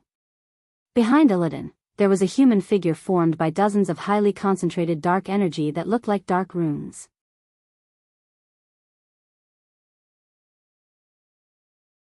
Chapter 1491. The upper body of this thing was a few runes that were built together, and the lower body had runes that were spread out as feet. All the runes on the whole were on a flat surface. As an old player, a veteran transmigrator, and someone who had once personally gone to Shotrath City to embark on a pilgrimage but was actually collecting Naru's holy water, foot-washing water, how could he not recognize that this thing was once a Naru? But seeing his terrible color that was 100 times darker than coal ash, Duque immediately knew that this thing was a fallen Naru. According to history, there should never be a dark Naru on the list of bosses in the Black Temple. The problem was that ever since Duque transmigrated, he had never stopped causing trouble. Not to mention a dark Naru, even if Kill Jaden came, it would not be impossible. As the worst butterfly that changed history, Duque said that if he did not curse, he would have nothing to say. Kai Zi, who was next to him, finally came to a realization and said, "Ah. It's Muru." It was originally a guard of the storm, but when Illidan led the army to attack the storm for the first time a few years ago, it was taken away. Duque's teeth hurt. Duque would not feel strange if anyone said this, but since it was Kale, that's who said it, then, he really did not know what to say. The storm, to be precise, was originally an interdimensional spaceship used by the mysterious Naru to travel in the universe. 25,000 years ago, Willan, who refused to be in cahoots with Kill Jaden, took his compatriots and fled Argus in the Naru's the storm. When the Naru came to the Outland and entered Shotrath City to participate in the battle against the demons under Illidan, only Muru was left as a member of the storm. In the original history, it was Kai Zi, who became Illidan's subordinate, who led his thugs to carry out a raid on the storm, captured Muru, and sent him as a gift to the main city of the Blood Elves, Silvermoon City. During the invasion of the Scourge, many priests lost the ability to sense the holy light. They thought that the holy light had abandoned them, so they abandoned the path of the holy light and tried to enslave the holy light. Muru was imprisoned in the basement of Silvermoon City. Every Blood Knight needed to obtain the pure power of the holy light from him to enslave the holy light. Under the continuous extraction of countless people, Muru's holy light power became extremely weak. Under such circumstances, Muru was corroded by Kill Jaden's power and degenerated into a dark Naru. Because he was a pure energy body, he could also transform into a terrifying entropy demon. It appeared in the Sunwell Highland as the fifth boss. Moreover, it was very honored and awesome to be one of the members of the horrifying boss club that Daddy Blizzard can't kill if you don't slash it. Countless elite guilds' first clear teams had been annihilated like dogs in front of Muru, who was at the level of a father. Now, the goddess of fate seemed to have played a bad joke on Duque. She actually turned the Dark Naru, who was supposed to be created by Kaizi, into a strong ally for Illidan. Duque did not know what Illidan had done to Muru, nor did he know if Kill Jaden had left anything behind. All he knew was that things were getting out of hand. Duque suddenly realized something and turned his head a little uneasily. He opened his mouth wide and shouted at Vashj and the others. "Do it!" However, in the vast expanse of strange black light, the darkness seemed to devour everything. After a circle of black light suddenly burst out from Muru's body, a black hole formed above Muru's head, and then the entire world became silent. Every powerhouse saw the people around them shouting something, but they could only see their mouths open and close, but no sound came out. Sound seemed to be completely devoured. Not only sound, but also elements. The elements such as arcane, fire, and frost that Duque relied on as his greatest help were all swallowed by the black hole created by the Dark Naru. Without the arcane elements, there was naturally no magic communication. In the next moment, the five powerhouses, including Duque, were shocked because they found that even each other's vision began to blur. Human vision was because light entered the eyeball and formed nerve signals in the eyeball, which were transmitted to the brain and adjusted by the brain to form a picture. If even light was devoured, then there was no need to care about vision. Duque's face was pale. He really did not expect that Illidan could actually make a move like Muru. It was difficult to define what kind of existence a Dark Muru was. Muru itself was not very scary. What was scary was that it could be used as an existence similar to a nuclear power plant and do all kinds of incredible things. Under normal circumstances, it was a sacred source of holy light. This level of consumption of holy light foot wash was definitely a drizzle, and it could make as much as it wanted. And the dark Naru had released its stored dark power, which was now this black hole. Duque did not know how much things or energy a black hole of this level could devour. He only knew that it was definitely a lot. He had to do something, otherwise Vashj and the others would probably be wiped out in the Black Temple. At this moment, in the middle, Sal and Valen had reached the final stage of besieging the soul box. It seemed that they would be able to overturn the soul box with a little more effort. But at this time, everyone felt the black hole located at the top of the Black Temple. Valen stopped. He raised his head and looked up at the place a few floors above. He gently raised his hand, and the holy light that spread out from his body outlined the shape of the Naru at the top. Teacher, that is. Iril the Hoof said in a trembling voice. Muru, so it's here. Valen replied in a voice that seemed to be in a trance. Will the Naru also fall? That big black hole gives me a very bad feeling. Iril's voice became more and more shaky. Yes. If left alone, the black hole may even expand infinitely, and within a few minutes, the entire Black Temple, and even the entire Draenor, will be swallowed up. What? This time, even Sal could not remain calm.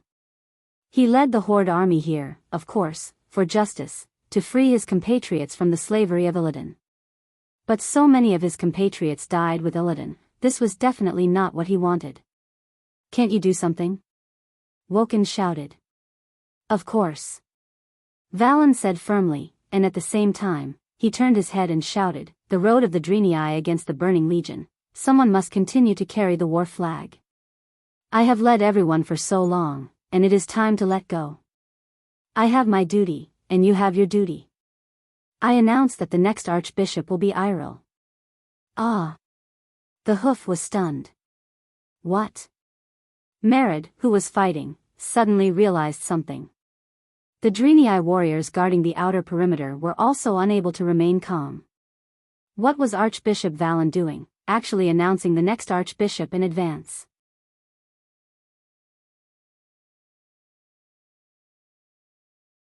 Chapter 1492. This was obviously entrusting an orphan to him. In terms of reputation and experience, how could a little Imriel be the Archbishop?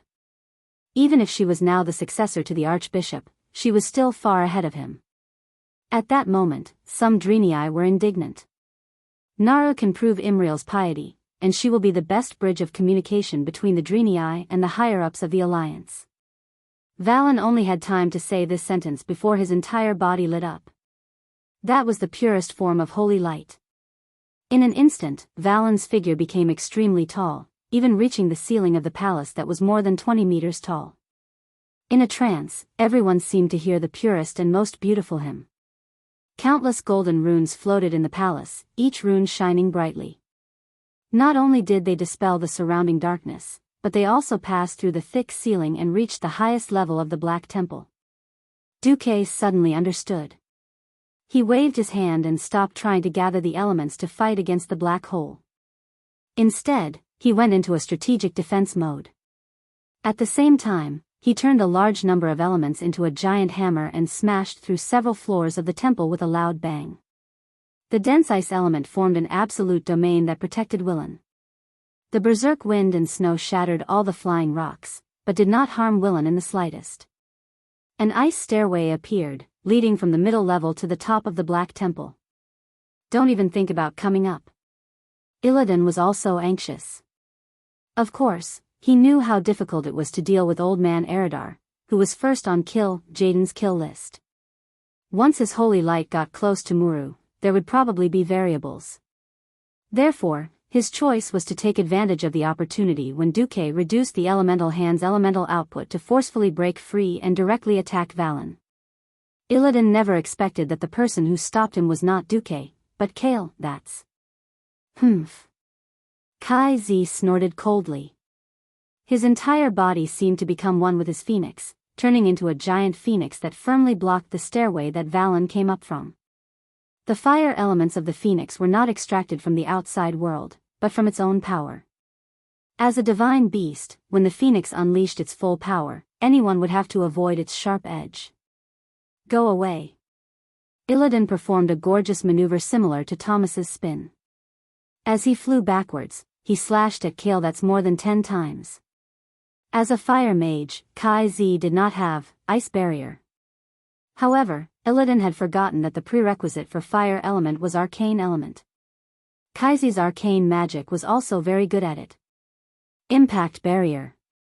This shield was a headache for many players before he transmigrated. It could absorb a huge amount of damage. Even with the sharpness of the egg knife, it was able to withstand the first wave of attacks. When the shield was about to shatter, Kai Z knew he had completed his mission. He didn't persist and instantly retreated. This time, it was Vasht's turn to shoot dozens of lightning arrows at Illidan. Ugh, Illidan was filled with hatred. Vasht, you traitor. Traitor? Haha. Vasht showed a look of concern for the mentally handicapped. Illidan protected his vitals at the critical moment and took more than a dozen arrows, all for the last chance to fight back.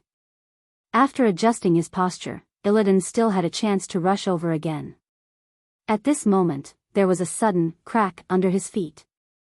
As an old rival who had loved to kill each other for 10,000 years, Illidan's heart skipped a beat. He knew what he had stepped on, Maev Shadowsong's damn trap.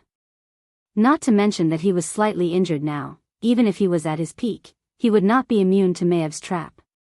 This was a trap specially made for a half-elf half-demon like him.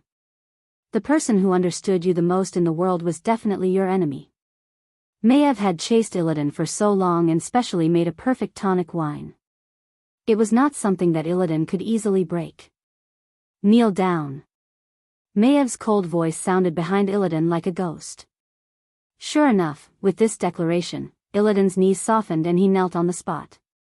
It was the kind of extremely bitter and absolutely helpless kneel. Maev's figure, wearing a dark green cloak, suddenly appeared behind Illidan. She was like the most ruthless assassin. With her sawtooth ring that looked like the sun and moon Vajra wheel, she slashed at Illidan's back fiercely.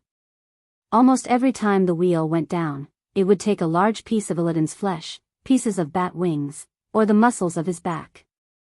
This big sister watcher, who was imprisoned by Illidan and then turned over again, mercilessly cut the flesh of her most hated prisoner. Valen originally wanted to climb up as fast as possible, but he found that Duque had thoughtfully turned the ice stairs into a hand elevator. The ice stairs automatically and quickly lifted Valen up, giving Illidan and Muru the illusion that there was a small sun slowly rising under the Black Temple. The light was like the first light of dawn, washing away the darkness. It even outlined the fine lines on the floor of the decisive battle platform that were painstakingly drawn by the Drenii craftsmen in the past. On the plains far away from the temple, the soldiers who were waiting to attack saw with their own eyes the terrifying dark ball of light that had just risen up, disintegrating like a stain washed away by the river. Bathed in the holy light that was like the rising sun, Duque couldn't help but sigh. As expected, the holy light of the little priest Alonsis Fail couldn't compare to the old priest Valen. But no matter what, it seemed that Illidan's fate of kneeling had deviated from its original trajectory, and was forcefully corrected by the hard work of the crowd. So what if you have Muru? I have Valen on my side too. The degenerate and the fraud were a perfect match. Muru, who was originally going to destroy everything with the black hole and ruin Duque's victory, suddenly burst into flames in front of everyone. A golden flame burst out from his dark chest, and soon after, golden cracks spread from the location of the flame to the entire black body. On the surface, it looked like it was going to turn the entire dark Naru into ashes, but in reality, just as the Naru of the light could turn into a dark Naru after using up all of the holy light, the dark Naru could also turn back after using up all of its shadow power. The rune-like components on Muru's body started to light up with golden halos, and this change sped up the fading of the black color on his body. In just 3 seconds, Muru, who was supposed to be a great enemy, was now glowing with golden light, and once again became a holy Naru. Praise the holy light? Alonsis Fail, who had originally used the magic net to send his clone to the scene, was happy when he suddenly realized that the holy light behind him had weakened. The first thing he saw when he turned back was Valen, who had collapsed on the ice platform, and Imriel, who had rushed to the platform without him knowing, had a blank expression on his face.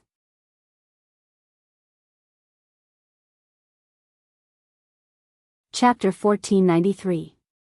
At this moment, Duque's mind was in a mess. No matter how he looked at it, Valen looked like he was about to die. Duque cursed in his heart. He really wanted to yell, "Goddess of fate, this isn't the right script." In the original history, Valen had indeed died. Why was it said that one died? Because in the version of King of Draenor, the Valen in the main timeline was fine. Instead, in the Draenor world where the brainless roar went to cause trouble in another timeline, the Valen in that branch of time died trying to save a fallen Naru. The one who died was something like a clone, Valen. And now you're telling me that the Valen in the main storyline is in trouble? Duque really couldn't figure it out now. Duke knew that she must be feeling terrible as she watched Valen fall to the ground and Imriel rush over to help him up.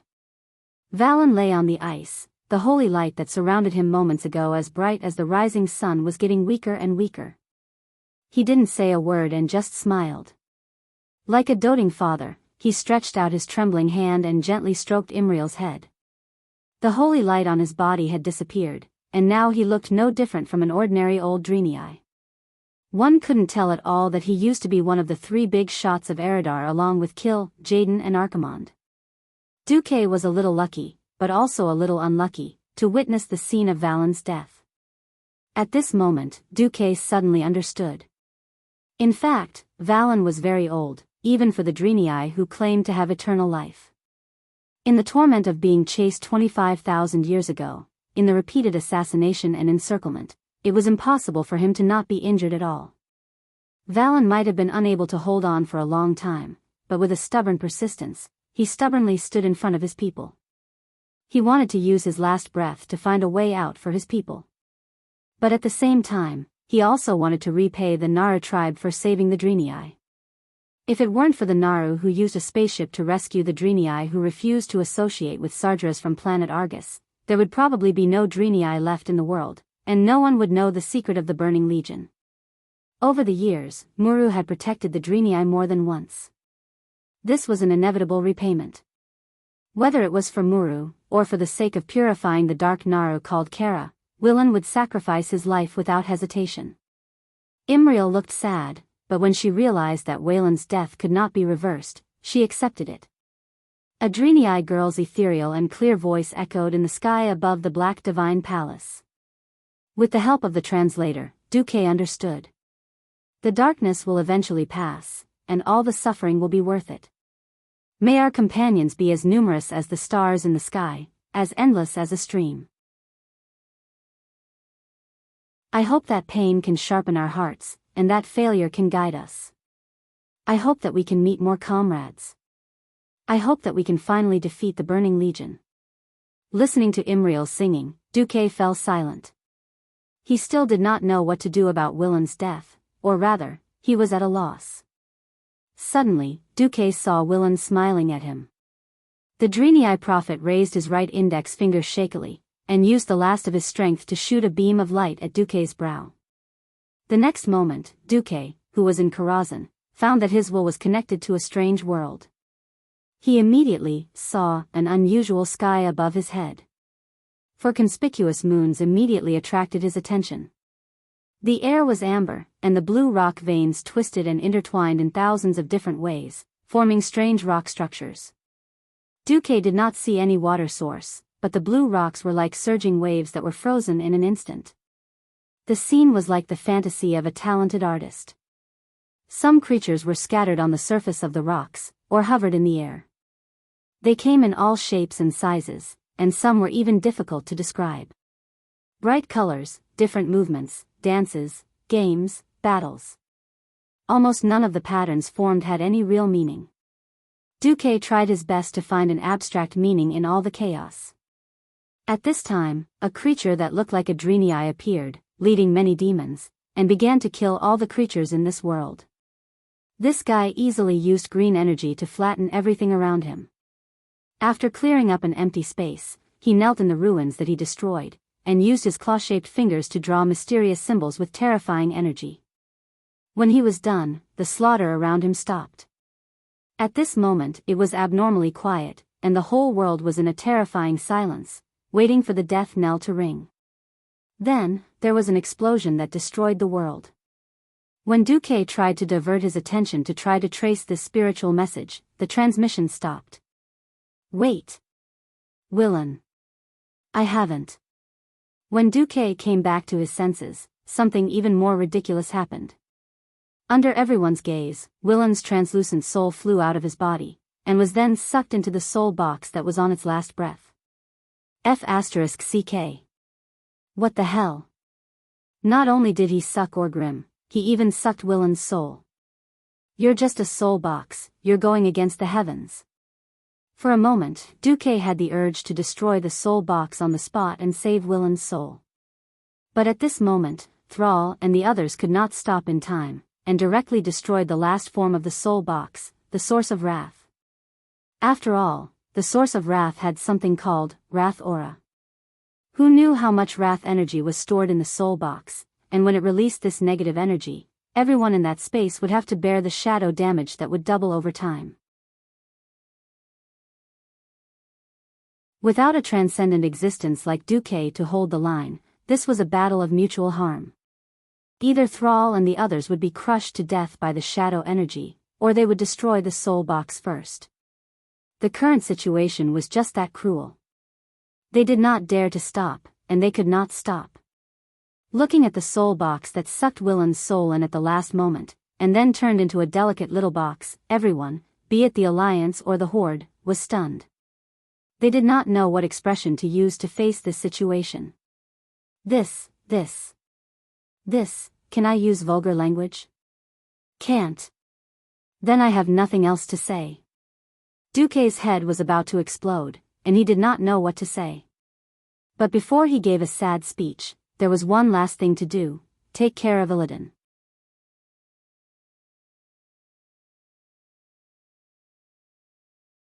Chapter 1494. The Draenei were on the verge of losing their minds. Back in Argus, they had a prosperous country and kind people, but all of that had been ended by Sardra's power. When the other two leaders had turned their people into the devil's minions for power, Velen had indeed chosen to lead his people into the light. However, this time, they had been on the run for a full 25,000 years. During this painful and unforgettable period, it was Velen who had been the spiritual pillar of the Draenei. He had constantly guided them, encouraged them, and led them out of despair and hardship. It could be said that for many Draenei who had been born on the spaceship and on the run, Velen was their only hope of survival.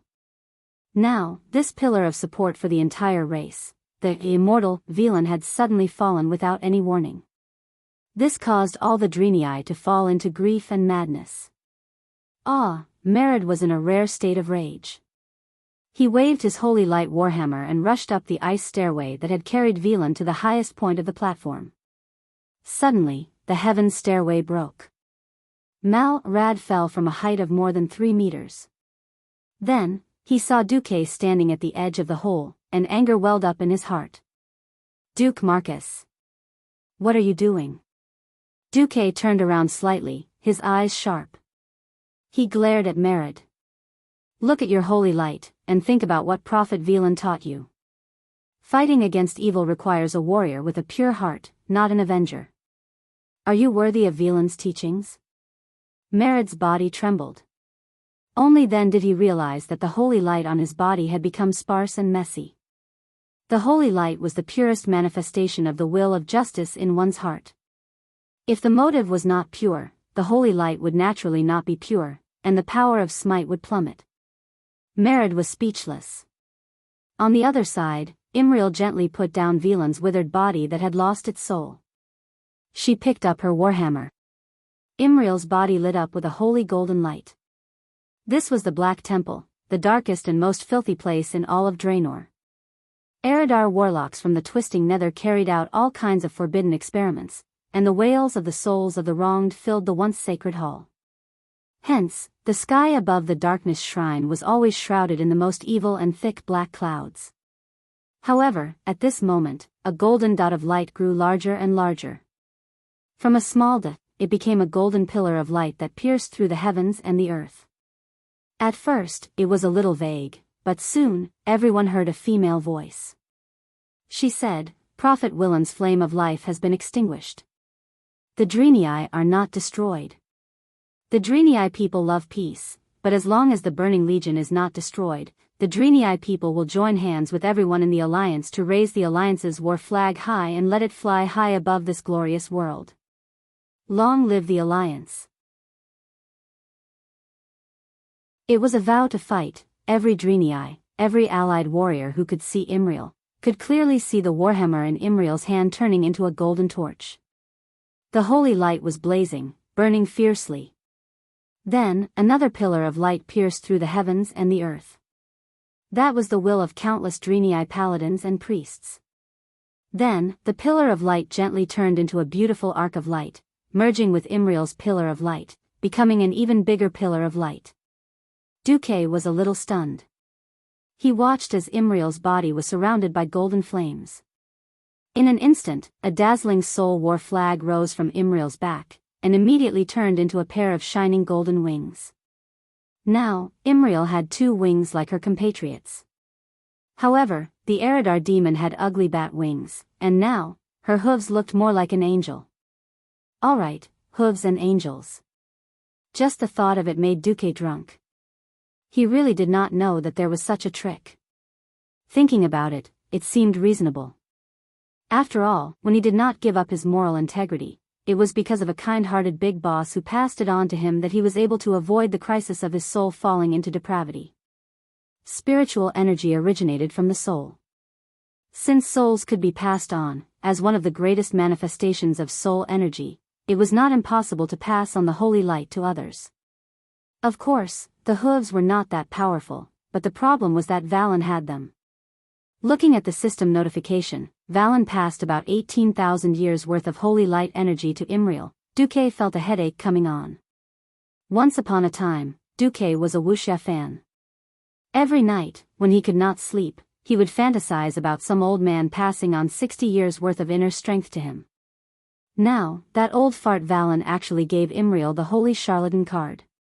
Now, the hooves were really going against the natural order. Looking at the shiny golden hooves that were even more holy than the golden holy Saya, Duque felt a little sad. 18,000 years worth of holy light energy. Why didn't you give me some? While Duque was complaining, he suddenly received a message from Alonso's fail.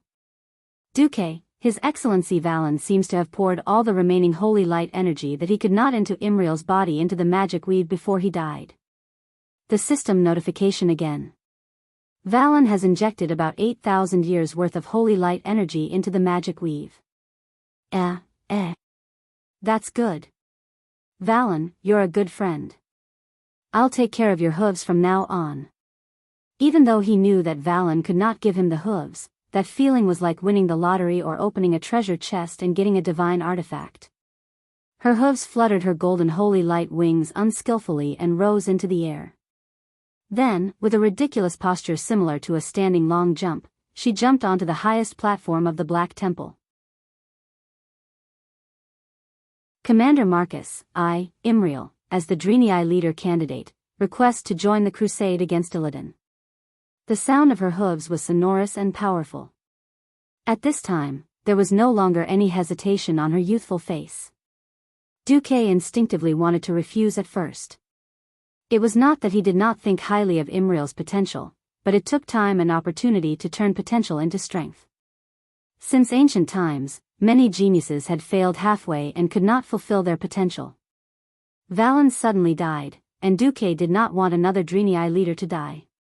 This was because the rest of the Drenii were mediocre people, and Duque did not want to see any of them die. But when he saw the girl's pleading eyes, Duque nodded. Originally, you were not qualified to participate in a battle of this level. This is your protection. But seeing that His Excellency Valen sacrificed himself for the Alliance, I agree. This time, I will hold the line. Remember, you owe me a favor. No problem, Imriel replied brightly. Her hooves sang the Holy Light Battle's song loudly, bathing her in light and charging straight towards Illidan.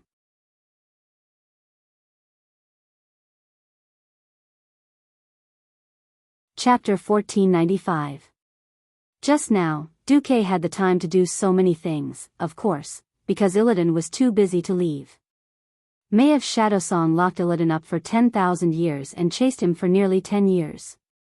She was able to put Illidan, who was a demigod, in such a difficult position with her strength that had yet to enter the realm of the gods. Of course, it was because her tactics and special skills were quite effective against Illidan. Illidan was already an agility hero, and Maev's agility was even higher than Illidan's. In addition, after Illidan entered the Outland, because of the semi-demonization of his body, while improving his magic ability and close combat ability, the increase in weight caused his agility to decrease slightly. The gap in speed between the two could be said to be getting bigger and bigger. Usually, Illidan was faster, but Maiev was faster. Maiev had a skill similar to Mage's, Flash. This kind of short-distance teleportation that could be used almost continuously allowed her to escape danger every time she was in danger. Illidan first fought with the 4 demigods, then slapped Duque with the elemental palm, and then spent a lot of magic to release Muru and drive him to open, black hole. Just now, because Duque had purified Muru, he suffered a mental backlash. It could be said that Illidan was already quite injured. Duque had the time to take care of the hoof because Illidan was being attacked by Maiev and Vashj.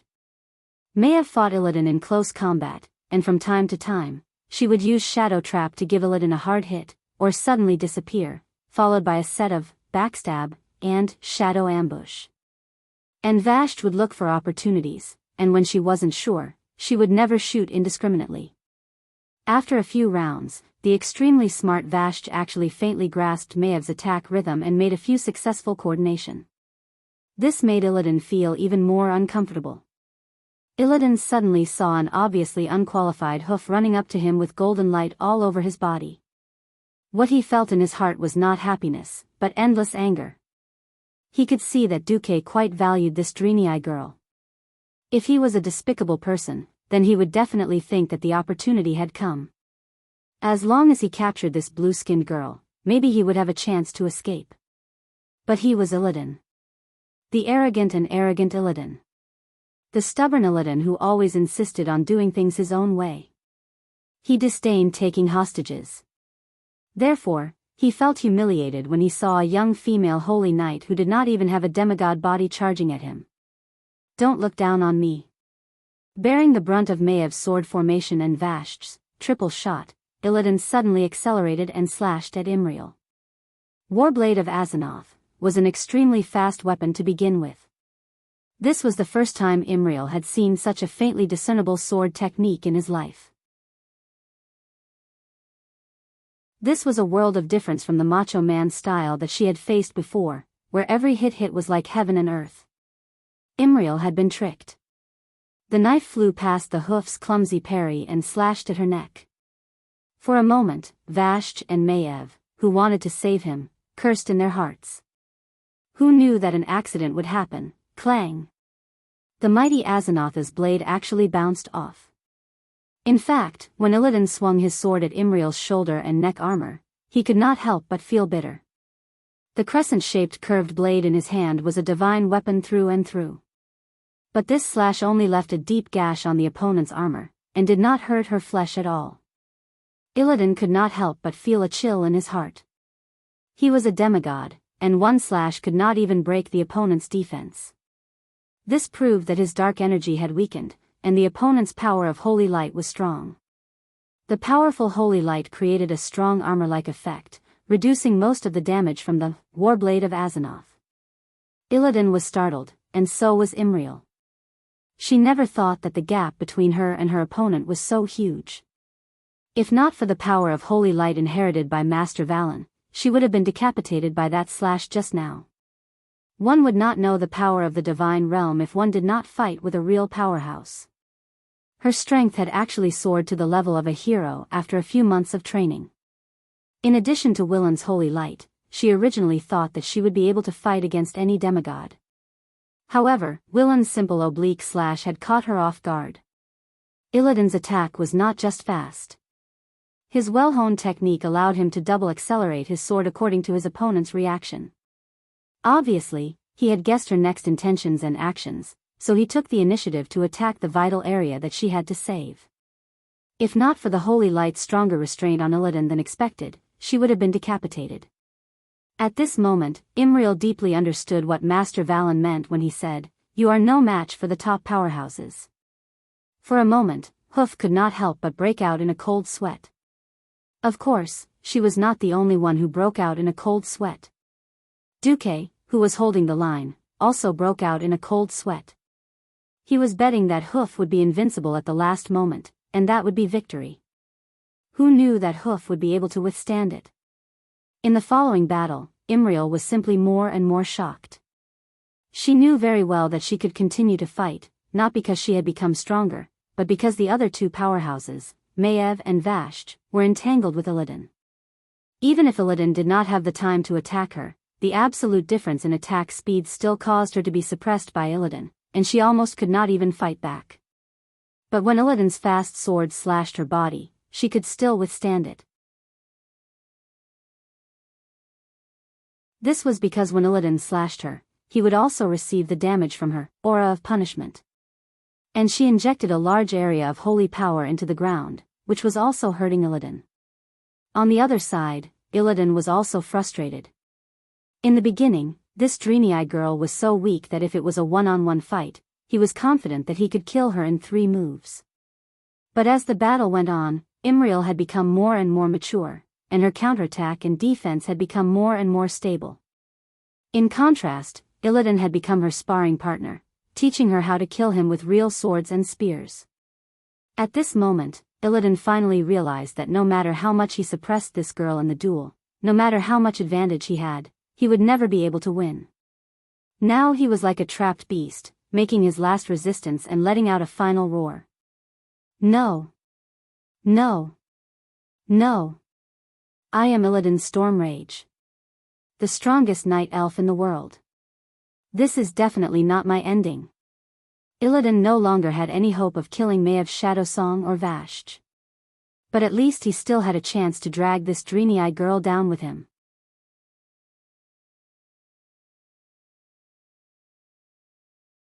Chapter 1496. Tyrande, who was in Karazhan, felt bitter as she watched Illidan being beaten by the 3 heroines.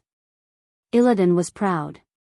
Even though he had fallen into the path of demons, no one could take away his pride. Originally, with Illidan's demigod skills and speed, no one could stop him if he wanted to leave.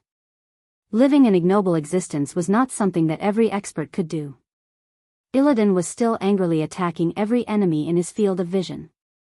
He used his dual blades and his dark magic, but everyone could see that he was rapidly weakening. Rumbling sounds came from all over the Black Temple. At first, it was fierce, but in the last few minutes, it had calmed down. That was the end of the battle. The Allied army dragged the wounded away and left the rest to the logistics team to clean up the battlefield. They killed the demons that were not completely dead, then blew up those that needed to be blown up, and purified those that needed to be purified.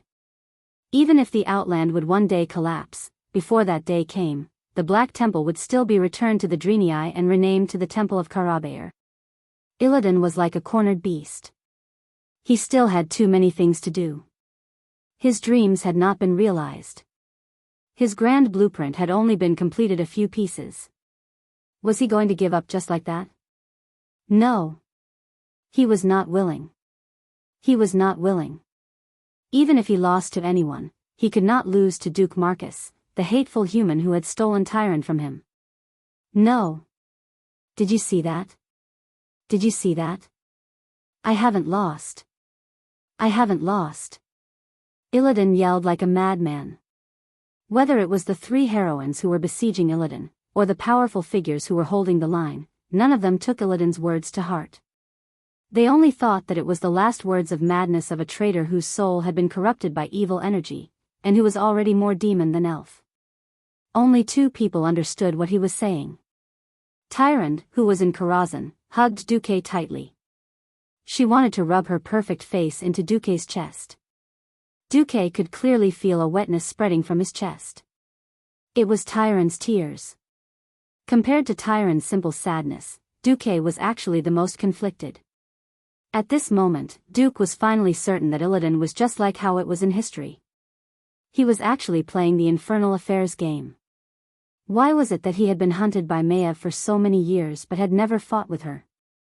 How did Illidan react when he heard that Tyrant and a small number of her sentinels had fallen into the river Aravath and been attacked by the scourge? It was salvation. Fleeing to the outlands was one thing, and so was the final battle with Arthas. Who would have thought that Illidan had such a magnificent demigod-level power? If he was merely controlled by dark powers, if he was merely a traitor and a loser, why did he not seek revenge on his people who used him and then abandoned him like trash? Why was he willing to join forces with his brother, who had banished him, to save Tyrant even though he was already a demon? In fact, he didn't even hate Duque, who had stolen Tyrant from him. He didn't even want to kill Duque. Yes, his goal had never changed. He loved Tyrant. As long as Tyrant was happy, he would even allow Duque to continue living in this world. He respected and loved his brother, and he also loved the people who had created his lover and brother. He had made mistakes, and he had never denied his mistakes, but his original intention had never changed. So, even at the very end, he who was eager to prove his strength, the person he wanted to fight was not Maiev who had been chasing after him for so many years, nor was it Vashti who was born as a high elf and then betrayed him. Instead, it was the hoof that had nothing to do with the elves, Iriel. Was this not a little ridiculous? But it was not ridiculous at all. At this moment, Duque heard a famous quote from his history. Betrayal? In fact, I am the one who was betrayed. I am still being hunted by people, and I am still hated by people. Now that I'm blind, I can foresee the future that others can't. Sometimes, fate must be in your own hands. No matter what you think, no matter what you do. I want to protect you. Even if he had fallen into the path of demons, he still wanted to protect his lover and people. It was really amazing. Unfortunately, he had no one to tell, and no one would know. On the scene, Illidan released his final ultimate move. Suddenly, dozens of shadow fiends the size of small hills appeared on the platform of the temple. This kind of demonic creature that lived in the shadows had very disgusting characteristics. This was a special skill that was completely different from elemental magic. It could directly attack the target's shadow on the ground, causing the shadow to bite the target. The feeling of the body forcibly entering a coma state, but one's mind was abnormally clear, anyone would feel terrible. The Kiraj twin emperors, Kale, Bats, and Vashti were all instantly imprisoned by these huge shadow fiends. With their strength, the imprisonment only lasted for a short moment, maybe a tenth of a second, or maybe even less. Even if Maiev, who had not been hit, summoned a powerful, heavenly vengeance, and did not fall into a coma state, he was still busy. Duque also looked busy. He let Alonso's doppelganger fiercely attack and clean up the surrounding shadow fiends. For Illidan's surprise attack, this was enough. Illidan's figure suddenly shrunk. He was no longer the extremely burly huge demon, but more like a former demon hunter. His figure was thin and strong. He dashed forward quickly, and because his speed was too fast, his posture was too low, giving the illusion that he was swimming close to the ground. Not good. Imriel's heart skipped a beat. She no longer had any hope of getting lucky. She took a horse stance, squatted down, and put the shield on her left arm in front of her. Her two S-shaped legs were like two compressed springs, ready to withstand the impact at any time. At the same time, she directly activated her invincibility. However, Illidan still came. The incomparably sharp, Azenotha's warblade, was close to the ground, and a strange emerald green light swept out. It looked like it was going to cut off Imriel's legs. Her hooves gritted her teeth and suddenly sat down. She wanted to smash the lower edge of the shield into the ground to block this strange blade. Who would have thought that the egg blades were only called egg blades when they were in pairs? Before the second hand that slashed over could even cut, it seemed to have triggered some strange special effect of the twin blades. The main hand's warblade of Azzinoth actually slashed at an even higher and more exaggerated speed. If one had to describe the speed of this move, it would be lightning. When ordinary strong people saw this green light, their heads would already be flying into the sky. Yes. It was that fast. This was the speed of a blade that had gone through millions of times of practice to reach the realm of God. She was dead. Illidan was so sure.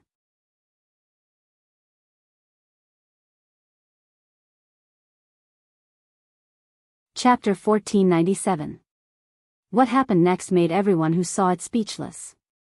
If Illidan's slash had missed, and his all-out attack had been dodged by Imriel, he might have admitted that Imriel had grown into an unimaginably strong enemy in the short but intense battle. But, the person who changed the course of this deadly attack was Duke Marcus. This made Illidan unable to accept it. What made it even more difficult for his pride to accept was that Duke had caught his warblade of Azzinoth between his fingers. That's right. Duke had used his mortal body to catch Illidan's lightning-fast attack. Even though it was not as gentle as a butterfly's wing, Duke had paid a huge price. His entire left hand had exploded in order to catch this dark-powered divine weapon. His skin and muscles were torn apart, leaving only the bones and tendons of his fingers filled with arcane energy. But Illidan still felt that the time and space around him had frozen, and he greedily breathed in the hot air. How? How is this possible? Illidan panted in a barely audible voice. He tried hard to restrain his body that was about to tremble as he recalled the unbelievable scene in front of him. He had slashed as fast as he could. He was fast, but Duque was even faster. Because he was so focused on killing Imriel, he had neglected a very important detail. Duque, who was dozens of steps away, did not move. But in fact, Duque had moved. Duque had left a real illusion on the spot, and then his entire body was in a state of invisibility, followed by the fire element blazing haste and haste. When a demigod-level mage used this skill, his speed was too fast. No haste potion in the world could achieve this effect. Even with Illidan's dynamic vision, he could still see a series of afterimages left behind by Duque's speed. His strike could be said to have arrived first even though he had launched it later. Who knew that Duke's strike was even more terrifying than his?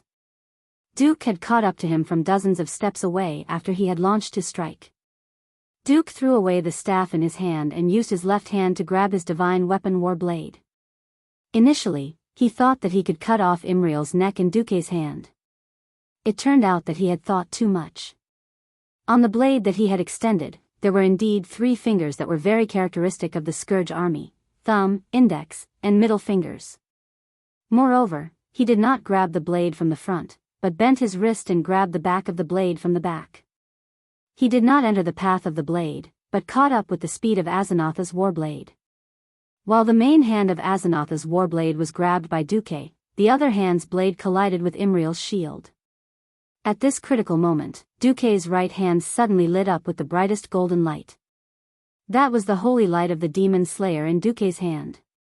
At this critical moment, Duque's right hand suddenly lit up with the brightest golden light. That was the holy light of the demon slayer in Duque's hand. Looking at the rapidly magnifying golden light in his field of vision, at this moment, it was too late. Illidan used all his strength. Whether he continued to slash forward, pull back, or dodge left and right, he could not escape this attack. The slow spell that Duke had just cast made Illidan feel like he was pulling on a chain that was tied to a mountain. His extremely slow and heavy body made it impossible for him to escape. If Illidan's attack was said to be as fast as lightning, then Duque had forcefully reduced Illidan's speed to the level of a snail, and then used the speed of a tortoise to demonstrate what it meant to be relatively fast as lightning. Under normal circumstances, Illidan would not have been hit by this attack no matter what. However, Duque's attack made him feel even more pain and despair. Duque's face was emotionless. He did not show any deep hatred for the elven traitor, nor did he show any sympathy for him. He did not show any gloating over his impending fall, nor did he show any smugness of getting rid of a rival in love. Instead, Duque had a strange look that said, "I understand you, but don't blame me." Illidan was suddenly stunned. He remembered the various magical things about Duque, and the legend that Duque claimed to have peeped into the future in the river of time. Could it be that Duque really understands me? There was no time for Illidan to think about life. The gorgeous golden sword finally pierced into Illidan's chest. Anyone could see that it was where Illidan's heart was. The sharp blade pierced through, but the pain of the sharp weapon was secondary. The burning holy power entering his chest was the biggest source of pain for the half-demon Illidan.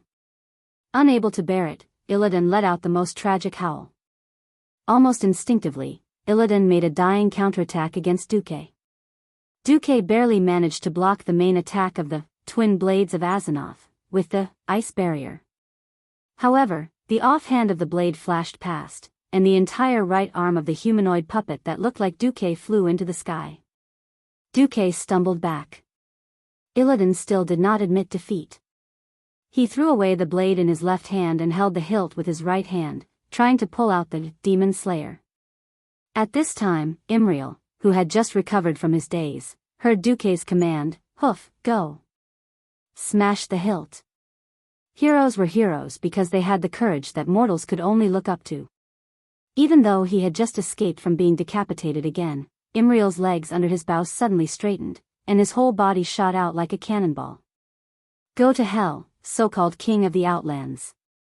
Hoof used the shield to forcefully block Illidan's main blade, raised the warhammer high in the air, drew a beautiful golden arc in the air, and used the last bit of strength in his body to smash the bottom of the hilt. Like a hammer hitting a nail, the demon slayer, which was originally only halfway into Illidan's chest, finally broke through Illidan's extremely strengthened demonic body, pierced through his chest, and came out from his back. That was not all. The powerful impact nailed Illidan to the ground. Just a moment ago, Illidan did not understand why Duque was so stupid as to throw away his staff and take the blow with his own body. Now he understood, Atish was much more valuable than Duque, a human puppet. And Atish, which was thrown out, did not go anywhere. It was now standing behind him. This divine artifact staff with rare spatial characteristics had already sealed the entire space around it. Illidan's storm rage had nowhere to run. Impossible. How could you even calculate this? Illidan's eyes were red. He roared and struggled, only to find that he was like a nailed frog. He could not move at all on the ground that had been solidified by spatial magic. The dark energy in his body flowed out of his body like a flood.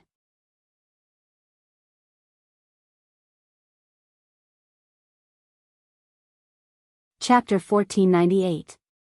Illidan was fading rapidly. At this time, the experts had already broken free from their predicament and surrounded him again. If Illidan had forcibly transformed himself back into his previous night elf form in pursuit of speed, then Illidan could no longer maintain his demon form and became like an elf. Unfortunately, the shriveled bat wings, the demonic hooves that were beginning to degenerate into toes, and the shrunken demonic horns made Illidan look a little out of place. Demon. Die. Hoof raised his warhammer high, obviously wanting to smash Illidan's head into a watermelon. Wait. Duque grabbed the Hoof's wrist with his left hand. His hooves trembled as if he had been electrocuted. Originally, a young girl being grabbed by a skeleton-like hand was definitely a horrifying and disgusting thing. Unfortunately, it was this broken palm that brought back Imriel's memories from a few seconds ago. If it wasn't for this hand, I would have been beheaded already, the dreamy-eyed girl shouted in her heart. She didn't know when her heart had started to ripple. She lowered her head and acquiesced to Duque's actions. Illidan was still struggling, but at this time, he looked extremely ridiculous. At this time, even Maiev had put away her metal sawtooth wheel, but half of her face was still covered in frost. Everyone could see that Illidan's injuries were severe, but not fatal. Commander Marcus, this traitor is too cunning. Please allow me to execute Illidan immediately. At least Maiev hadn't completely lost his mind because of hatred. He understood that the decision was now in the hands of Duque, the commander of the Alliance. Duque secretly let out a sigh of relief. At least when Akama went to save Maiev, he first told her about the Alliance's situation. That was the right move. Duque raised his chin slightly. If Sir Shadowsong wishes to kill a demon, I naturally have no objections. But it seemed that Illidan's Stormrage was not a simple demon.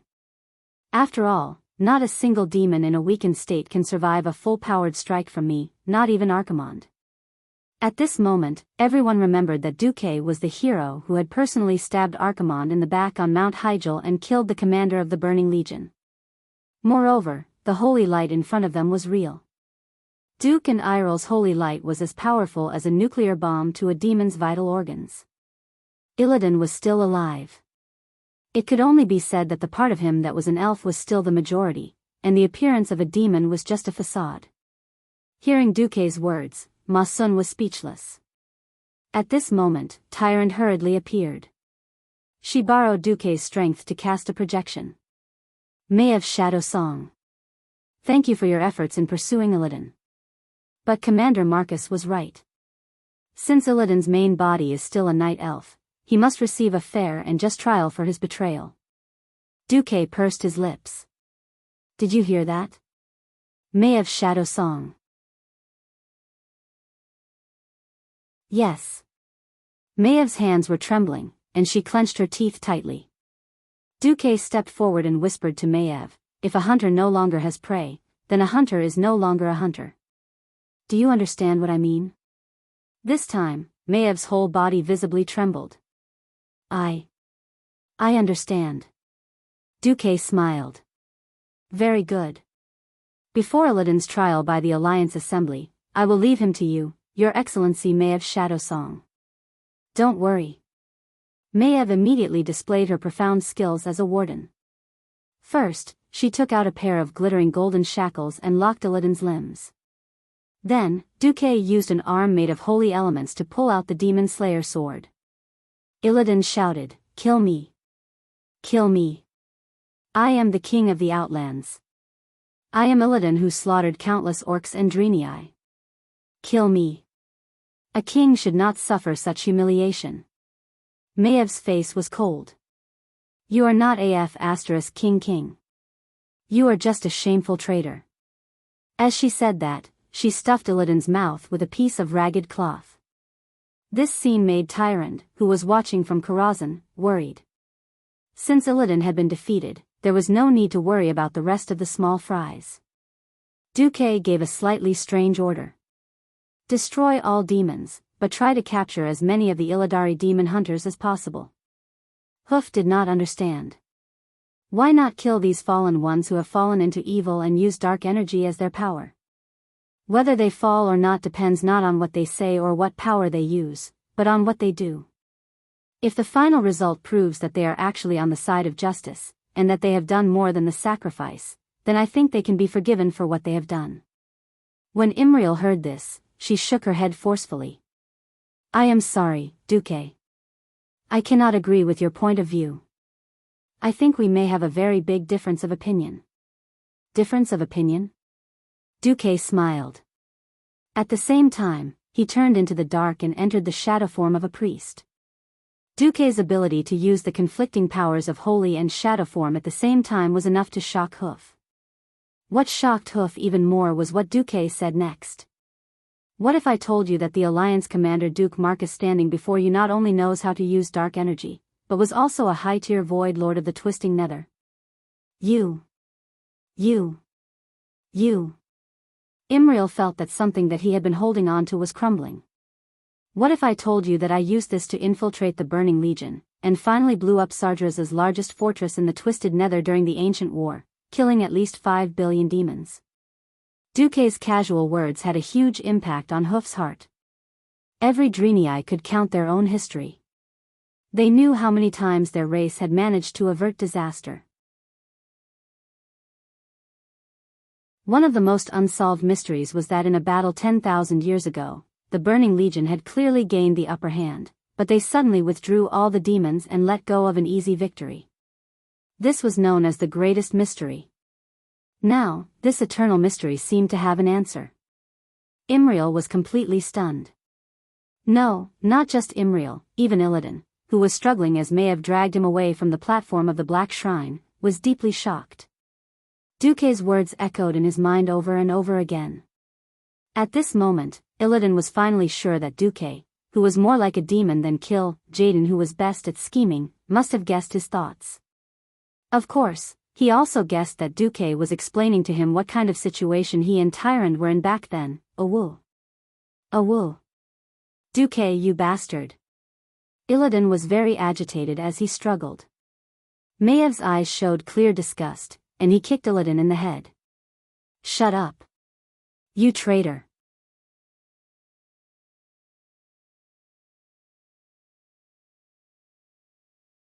Chapter 1499. Victory. Long live. The wild dwarf drank from a bag of liquor and fired into the sky. For our world. The heroic orc beat his chest with force. Karabaer. We're back, the sentimental Draenei knelt in the corners of the temple and cried bitterly. Illidan's capture symbolized the end of the Allied army's outland expedition. All that was left was to clean up the remnants of the Allied army. This was very different from the historical alliance. The original alliance would at most send some guys on horseback to the various cities and towns to declare victory. In this life, Duque was in power, and the alliance's approach was more open and transparent. During the days of the alliance's battle, almost every day, there would be thieves or hunters who were specially named by Duque as Hong Kong reporters, reporting back to the front lines of the alliance in Azeroth. From the simplest march in hard life, to the laying of railroad tracks, to the battle at Hellfire Citadel, and then to opening the passage to Shotrath City, followed by the elimination of the Fell Orcs and the battle at Moon's Shadow Valley. As long as it was a town or factory with more than 1,000 people, there would be a special mage team stationed to report in the form of magic images and audio. Even smaller villages would use a method similar to newspapers for publicity. Although in order to control, Duque deliberately delayed the report by 3 days. Of course, this could also be attributed to the inconvenience of communication in the Outland. But for the people of Azeroth, this was definitely something new. Just like what Duque had always emphasized to the higher-ups of the Alliance, we don't just need the soldiers to know what they're fighting for. We also need the people to know where their labor, their taxes, have gone to. Only then will our soldiers take the initiative to fight, and our people will work with their lives on the line. Duque had run the Alliance for so many years, and the Alliance was already quite used to the wartime economy. Once the war started, they would immediately implement various plans, greatly reducing the supply of luxury goods and increasing the production of military goods. Thanks to the Alliance's current strong economic and agricultural strength, there was no need for a food rationing system within the Alliance. They only prohibited merchants from selling food in bulk across borders. All merchants must have a permit and sell food and specialty fruits and vegetables on time. In almost all the military industries and logistics industries, the workers automatically and consciously worked overtime, and many workers even proposed to waive overtime pay. The people of the Alliance had no regrets, because they knew that they were contributing to this righteous war. It was because of their efforts that the frontline soldiers could eat canned food of various tastes, live in tents, and sleep in warm sleeping bags. Because there were reports from the frontline, and every piece of military equipment had a unique number. Therefore, from time to time, there would be old workers or aunties who were pleasantly surprised to discover in the news that a certain sleeping bag or a certain shovel was made by themselves. That sense of participation was incomparable to any of the previous wars. Even though they were separated by countless light years, the people in the rear still felt that their hearts were connected to the soldiers on the front lines. The logistics unit had specially vacated a special train so that the soldiers could write letters to their families every week. It was also very well received. So when news of victory came from the Outer Realm, the entire Alliance cheered. Hooray! Victory! Long live the Alliance! Long live Commander Marcus! Long live His Majesty Rin! Looking at the Alliance flags that were stuck all over the Darkness Shrine, while the people cheered, they also noticed the report that was inserted in between the victory announcements. It was the image of the evil human body modification experiment sent from the Darkness Shrine.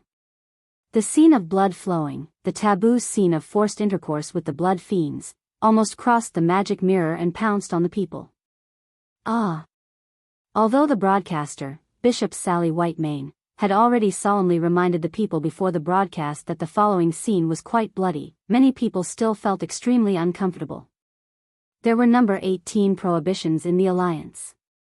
Most of the current generation of Alliance youths were born during the war at the Dark Portal. In addition, the previous generation had been ravaged by war, so no one felt that there was anything wrong with the Alliance broadcasting this. At most, mothers would leave with their frightened children. Oh my God. That's too scary. Damn it, I can't imagine what would happen if millions of such monsters swarmed into Azeroth. Holy light above, I finally understand why the Alliance spends so much money every year to defend the Dark Portal and strengthen the Watchtower. The Alliance could be said to be united now, with full support. Even if Duque slapped his forehead and suddenly brainlessly held a general election or something, he would probably be elected with 99% of the votes. The end of the war was the end of a stage for the people, but for the higher-ups of the Alliance and the Horde, there were as many things to be done. The Horde was busy migrating people out of Draenor, which was about to be destroyed, and so were the Draenei. As the new leader of the Draenei, Imriel personally defeated Illidan as soon as he came to power. He helped the Draenei reclaim the Darkness Shrine and renamed it the Karabaer Shrine. This made Imriel's position suddenly stabilized. Although it was impossible to invest any manpower and resources in the Karabaer Shrine because of the collapse of Draenor, it was completely different to give up on the shrine and snatch it from someone else and then tell them that they didn't want it. With Duque's reminder, the Draenei also began to prepare for the migration of the entire tribe. The initial plan was to fly the Eye to Mystic Blue Island in Azeroth. This was completely different from history. In history, it was a dumb guy who listened to an egg's order to kill the Draenei, and the Draenei were desperate, so they flew a spaceship that looked like a large escape pod to Azeroth. In this life, it was the Draenei who methodically flew the entire spaceship to Azeroth. This was a completely different concept. Duque and the higher-ups of the Alliance all believed that with the Eye, they would definitely be able to strengthen the air defense around Darnassus. After a busy day, Duque finally left Karazhan's command room and returned to his bedroom. After becoming a demigod, the physical fatigue would no longer exist. Now, it was just that there were too many things to do, and he was mentally tired. As soon as he returned to his room, Duque felt that something was wrong. The room was very dark. Someone had turned the magic lights to the darkest. Then, Duque was shocked. He was not surprised that there were maids, dragons, and maids in his room. But for this high priest who suddenly appeared, wearing a nude apron, Duque was really shocked. Damn, could it be that the little notebook I hid under the bed that I wrote when I was bored has been found? Tyron smiled charmingly and gently cupped her face with her left hand. My dear, you're back. Then do you want to eat first, or take a bath first? Or eat first, what about me?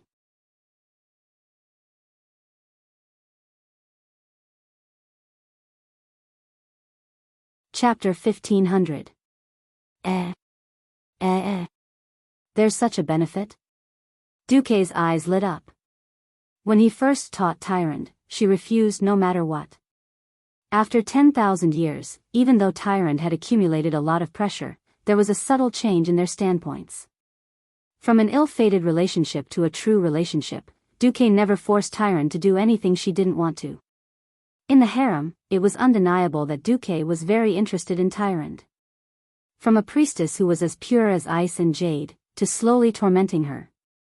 And the millions of night elves outside worshipping his woman, this feeling was as if he was scribbling on a piece of white paper, smearing it with traces that belonged only to him and then framing it up. A bunch of ignorant bystanders would worship it as a holy object. That kind of domineering monopolization and flaunting was displayed to the fullest. It was a pity that due to work, they didn't spend much time together after reuniting. In order to cherish the opportunity, Duque rarely asked Tyrande to do anything special. Usually, Tyrande would do whatever she wanted to do. Who would have thought that Tyrande would actually dig out his little notebook and become a self-taught genius? Even though Duque had purposely stayed there to see which genius would come and try it out, Duque had thought that Vashj would make the first move. He didn't expect Tyrande to be the first to taste the crab. Even though he knew why Tyrant was here, the sly Duque didn't hesitate to eat the sugar coating first. Duque smiled like a fox. Which one do you think I should choose?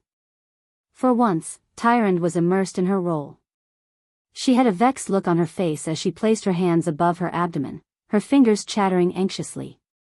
Oh, I just remembered that I forgot to cook dinner and run the bathwater. What should I do? Damn. This cosplay. I'll give you 101 points. I'm not afraid of you getting arrogant with an extra point. Duque immediately attacked, pulling Tyrant over with a fake version of Death's Grasp. Without saying anything, he used 5, armor penetration. Tyrant was a cloth-armored class, so her armor was low. Now, it was almost 0. Annoying. Are you really annoying or just pretending? Fake. Yo, big sister, you're courting death. Duque laughed heartily. Very good. It wasn't easy for me to cultivate a demigod body, and now I can finally put it to good use. Very quickly, Tyrant was first hit by Bewitched, then as if she had been hit by Flaming Storm, her entire body was engulfed in heat. Faced with Duque's charge, Tyrant hurriedly activated Suppression, and shouted, "You dare?" At the same time, he activated Swift Sprint, and ran away. You're asking me if I'm touched? Of course I dare to move.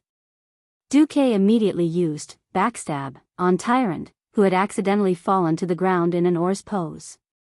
The feeling of being stabbed repeatedly made Dumuk cry, which he hadn't felt for a long time. It felt so good. This was an unlimited backstab with unlimited energy. Once upon a time, Duque had envied those thieves who could hide behind the boss but and stab it infinitely. Now, he had also become a thief. Yes, the kind that stole people's hearts. The flag duel had once again proven his martial arts skills. Once the godly sword was unleashed, the world would be shocked. Duque was satisfied.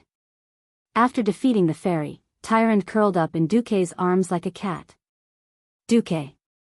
Yes? Thank you. Duque did not say anything. He just gently stroked Tyrant's soft and bright hair. Once upon a time, Duque thought that such a head of bright green hair would look very exaggerated. But after looking at it for a long time, he felt that it was very unique and pleasing to the eye. After being together for so long, Duque naturally did not suspect that Tyrant still had feelings for Illidan. It was just a kind of attachment, a bond that could not be severed as they grew up together. Tyrant also did not doubt whether Duque would execute Illidan. She knew very well that if Duque wanted someone dead, he would not show mercy on the spot. He would not hold a trial later and make her feel uncomfortable. When Duque pierced Illidan's chest, it looked like he was aiming for his heart, but in reality, it was in the narrow space between his heart and his left lung. If it was a thicker weapon, Illidan would probably be dead. Duque's Demon Slayer sword was obviously a piercing sword. Since such a large amount of holy light directly into Illidan's heart did not kill him, Duque would not stab him again. So this time, Tyrant's apron play was to thank Duque. The next meeting of the Alliance leaders was the same. In Storm Fortress, Duque spoke passionately. I used holy light that was enough to kill Archimond, the commander of the Burning Legion, and pierced Illidan's chest. After that, Archbishop Imriel used the same powerful holy light attack, but it did not kill Illidan. Instead, it purified the demonic blood in his body. So I do not think that Illidan is truly evil. Here, I object to Illidan's Stormage's execution. Imriel could not sit still and stood up on the spot. Wait. What about the tens of thousands of Draenei that Illidan killed during the time he informed Draenor? What about the blood debt of my people? Duque was silent for 2 seconds, then sighed. Archbishop Imriel, between countries, between races, it is not just simple hatred. In the face of a stronger enemy, we must all learn to let go of our hatred. Every leader and king present had experienced the cruelest battle at the door of darkness. Every one of us had friends or family who died at the hands of the orcs. Because of the existence of the Burning Legion, now we have no choice but to form an alliance with the orcs. This time, it was Imriel's turn to be silent, but the stubbornness in her heart made her raise her head again. What if the Dreenii insist on Illidan Stormrage's death? The hall fell into a dead silence. Tyron secretly clenched her fists. To her, in front of the High Duke, she had no position to oppose the Dreenii's pursuit. At this time, Jaina spoke up. The alliance is an interracial, multi-kingdom alliance that aims to maintain peace and security in Azeroth. Our aim is to seek common ground while reserving differences. If we cannot resolve the problem through discussion, we can only vote at the throne conference. The minority must obey the majority.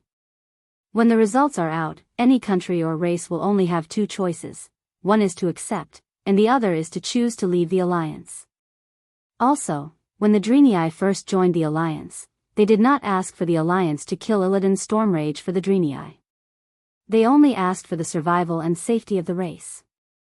The alliance has no obligation to start a war of revenge for the Dreenii. After all, this was before the Dreenii joined the alliance. Imriel was speechless. Whether she was a leader or a politician, she was too inexperienced.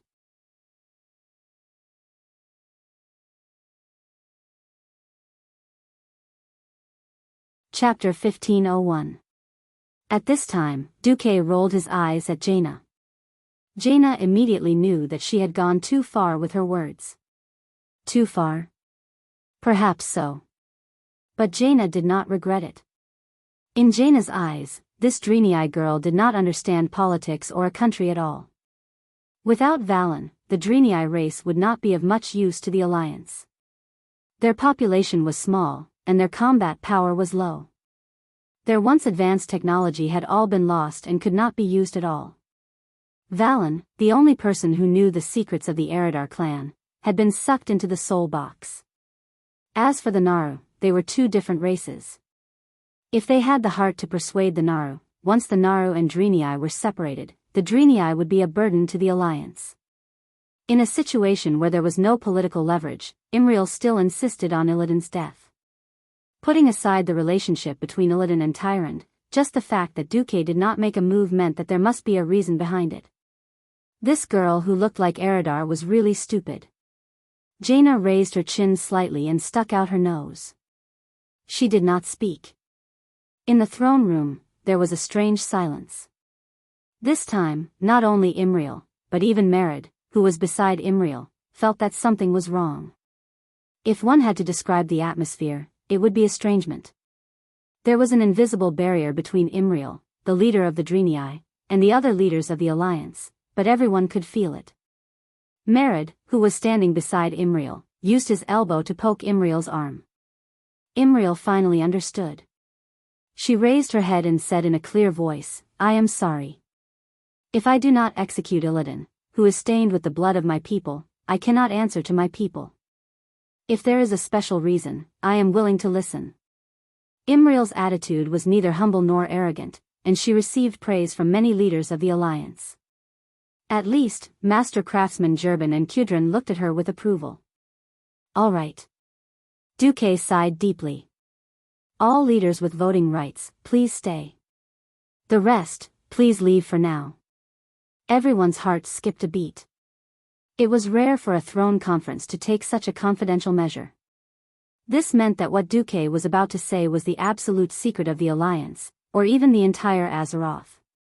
Merid had a strange expression on his face, but when he saw that even Aurelia, Vashj, and other non-core leaders had left, he had no choice but to leave as well. Soon, there were only a dozen people left in the large hall. The atmosphere became heavy, and what made the leaders feel even more pressured was that the will of the moon goddess, Elun, had descended. Duque explained, "The following content concerns the survival of Azeroth, so please swear in the name of the moon goddess Elun that you will not reveal a single word of what you are about to hear. If you violate the oath, the mighty power of the goddess lurking in your souls will burn your souls to ashes." "I swear."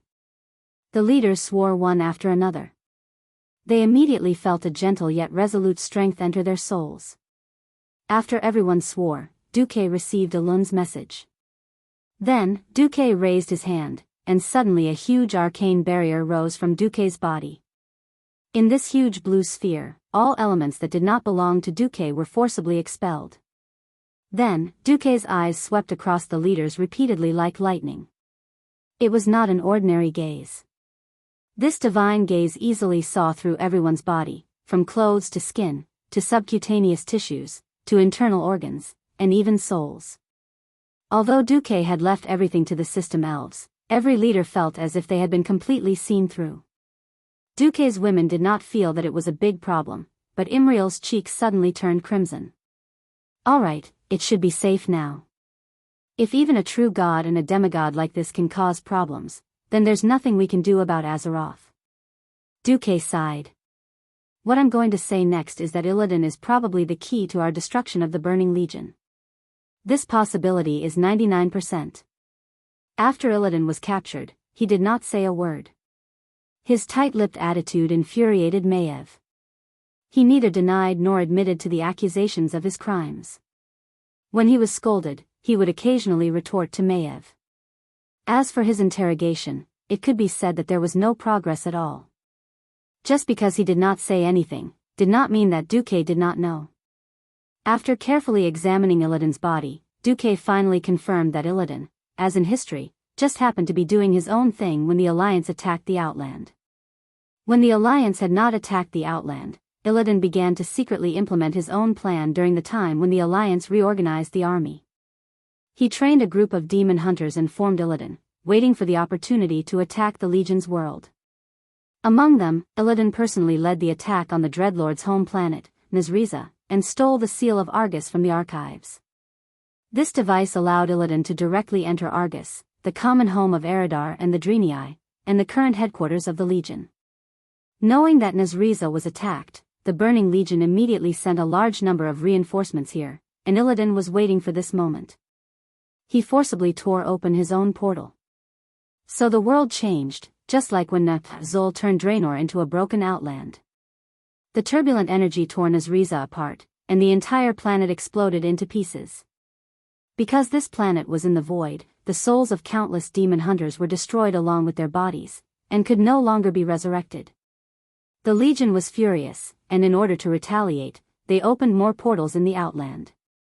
Just at this time, the Alliance and the Horde sent a large-scale army to attack the Dark Portal and came to the Outland. Demon Lord Kirill planned to set a trap for the Azeroth army on the Hellfire Peninsula, surround and annihilate them. However, Illidan discovered his plan and successfully thwarted the siege. Using the Seal of Argus, Illidan projected his soul into Kill, Jaden's palace, but before he could do anything, he was discovered by Kill, Jaden. Just as he was about to be caught and his identity was about to be revealed, a mysterious voice sent Illidan's soul back to his own body. Illidan then met the oldest Nerazila, and learned all the secrets of Sardras, the Burning Legion, and the true darkness lurking in the void, but Illidan refused to say anything. It didn't matter. After Duque confirmed that he was one of them, he naturally had a way to help him get away with it. I once asked Lord Valen about the Eridar's home planet, Argus. I found out a lot of interesting things. For example, the defense mode there, and the quality of the earth there. Lord Valen even used telepathy to send me an image of Argus.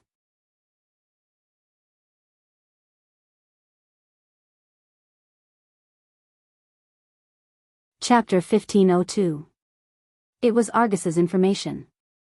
The leaders all stared at the image of Argus, trying to imprint the scene into their minds. It was a beautiful and high-tech world full of Azeroth that all races could not understand. Of course, all of this was purely an image from 25,000 years ago when Argus had not been split. However, there were many things that would not change, such as the palaces of Archimonde and Kill, Jaden. Duque pointed to a place. Everyone, please pay attention to this place. Everyone noticed that it was a brick with a psychedelic color. Then, Duque took out a small stone from his dimensional bag.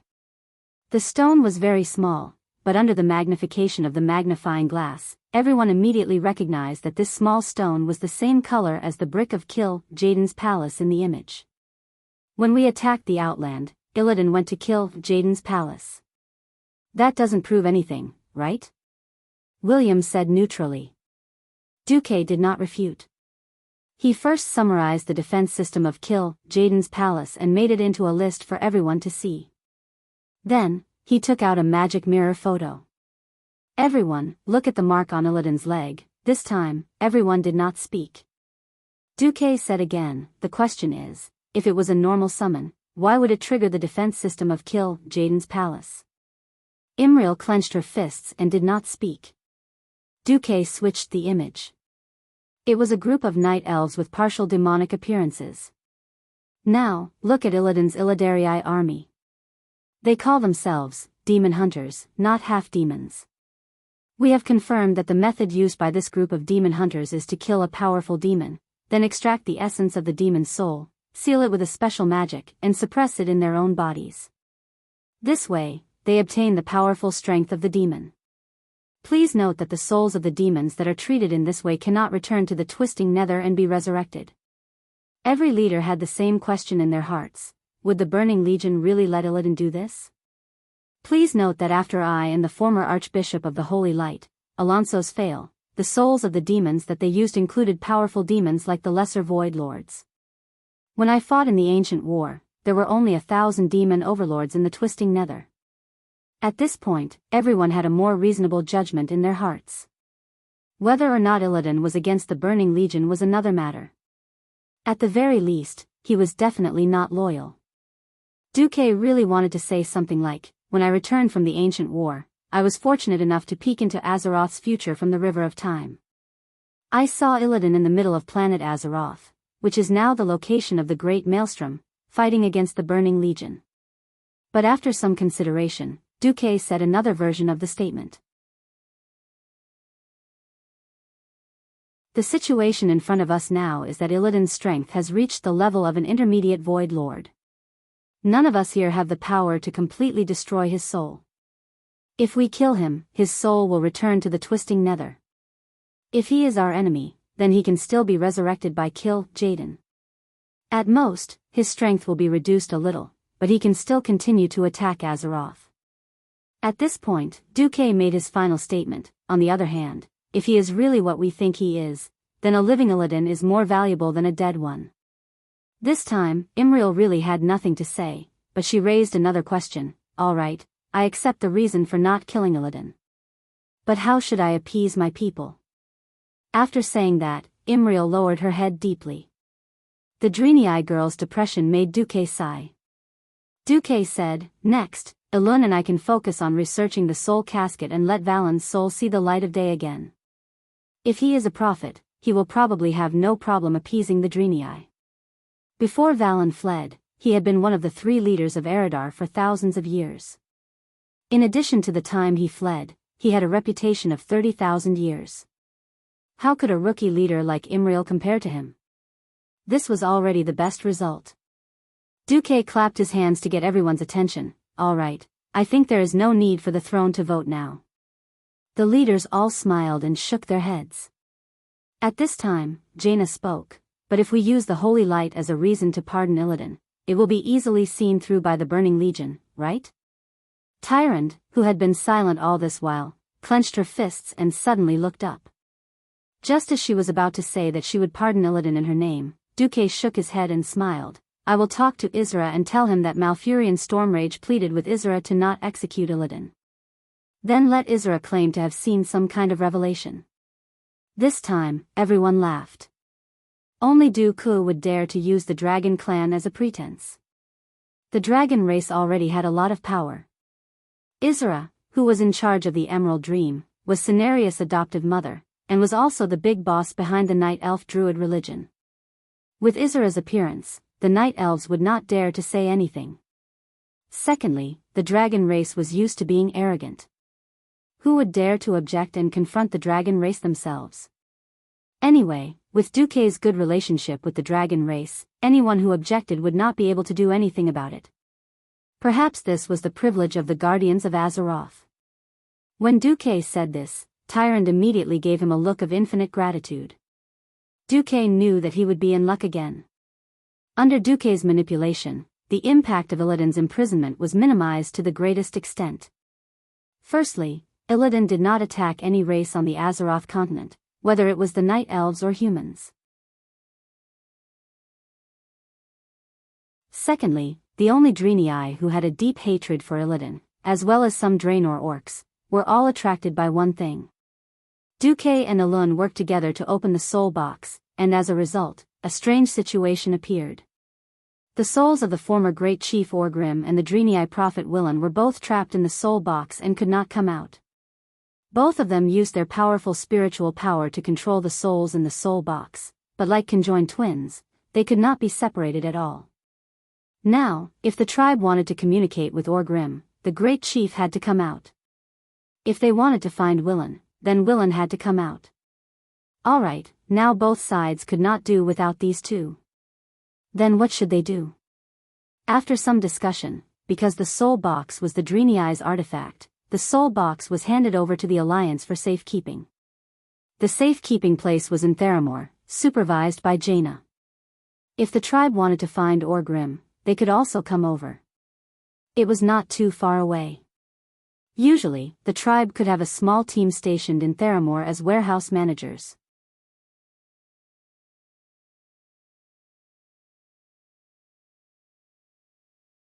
Chapter 1503. Illidan was not executed? Death is not the harshest punishment for an evil person.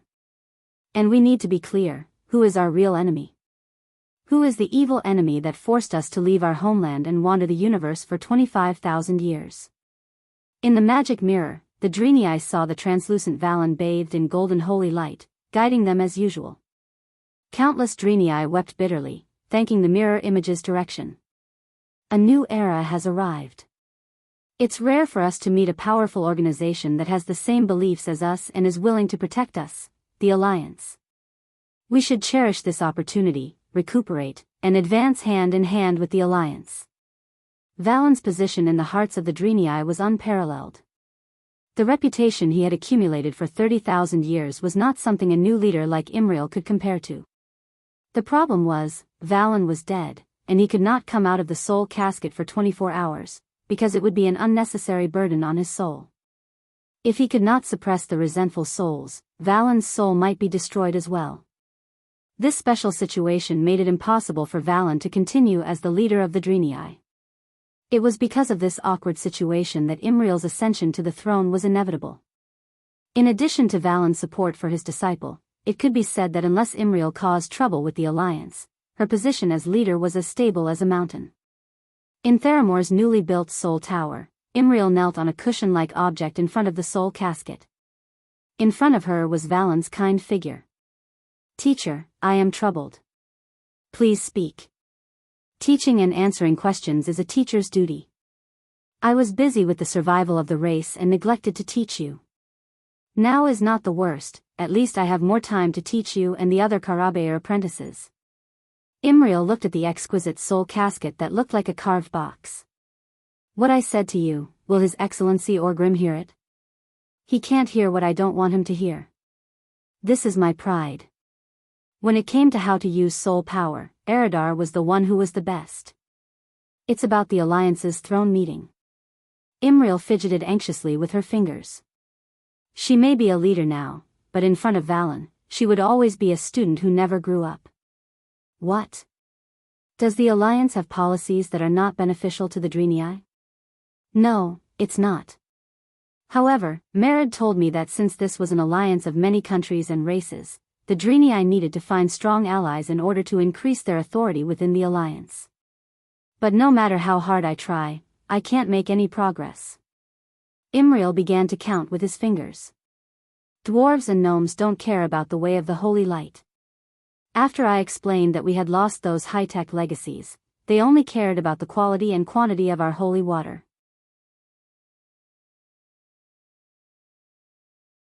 The Night Elves. It seems that Illidan, who I wanted to kill before, was the childhood friend of High Priestess Tyrant. Tyrant might hate me a little now, so she's doing everything according to the rules. But the settlement that the Alliance assigned to us, the Draenei, is near Darnassus. On the human side, His Majesty Varian Rin was lukewarm towards my visit. He then said that the Stormwind Kingdom was not responsible for the affairs of the Draenei, and refused to further communicate with me about religion and military affairs. Then there's the problem. The three Windrunner sisters of the Blood Elves, Queen Menethil of Lordaeron, Queen Berev of Alterac, and Queen Proudmoore of Cultivation seem to have formed an invisible alliance that I can't see, but I can feel, and they are collectively alienating the Draenei. Although they don't seem to treat the Draenei well, I feel that they are more enthusiastic about the tribe than the Draenei. This is not a good feeling. After that, Imriel continued to talk about what she had seen and heard after joining the alliance. When Imriel finished, even Valen couldn't help but ponder. The experienced Valen, of course, immediately realized that the Draenei were being subtly resisted. And everything started from Imriel's request to execute Illidan according to the wishes of the Draenei people. It didn't feel like this was the intention of Duque or Tyrant, but the resistance was real.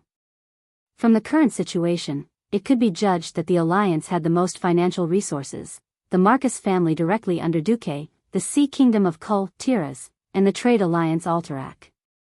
There was also Lordaeron, which had better grain production. The Marcus family had already done their best to support this outland expedition. The only ones who could take care of the migration of the Draenei were the remaining three families. They had spare power, but they didn't do anything. This was definitely a big problem for the Draenei. Even if the Draenei didn't collapse immediately, they couldn't stay any longer.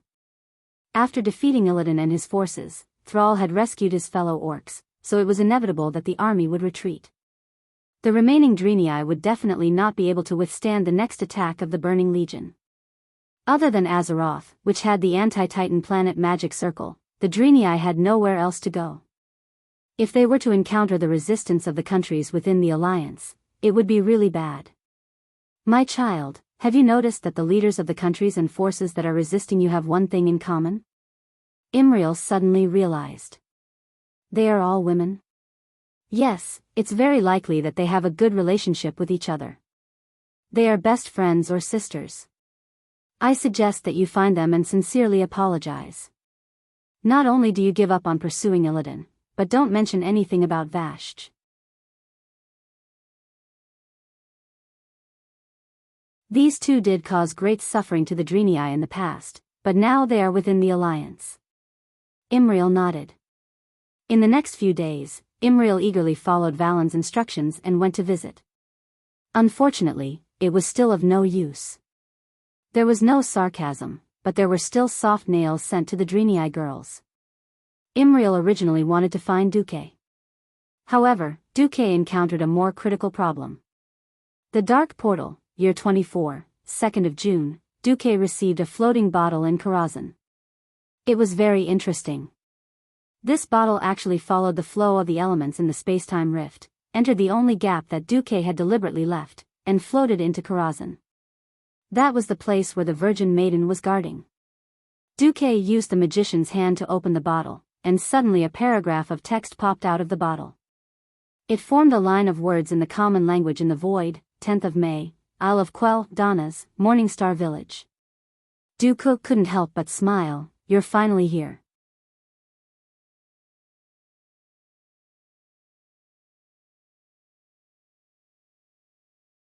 Chapter 1504. The Isle of Quell, Donna's, where the Sunwell was located, was once an important place for the High Elves, but now it seemed rather bleak. This could not be helped. After the fall of the Sunstrider royal family and the Silvermoon Council, which represented the supremacy of magic, the Rangers were now in power. Whether it was Servanas who was the queen, the other three Windrunner sisters, Lor, Themar or Hadron, they were all Rangers. Although the Rangers did not go as far as to suppress the mages, it was impossible for them to be like the era of Kuel Salis, where mages were respected and all resources were given to mages. The result was that all the factions were happy, and only the mages were resentful. But what could they do? It was difficult to find a radiant moon in the country, let alone a breaking dawn. When the Allies achieved complete victory in the Outer Lands and the news that Prince Kael, had advanced to the Breaking Dawn rank, the mages in Sin Dorii rejoiced and demanded the prince's return.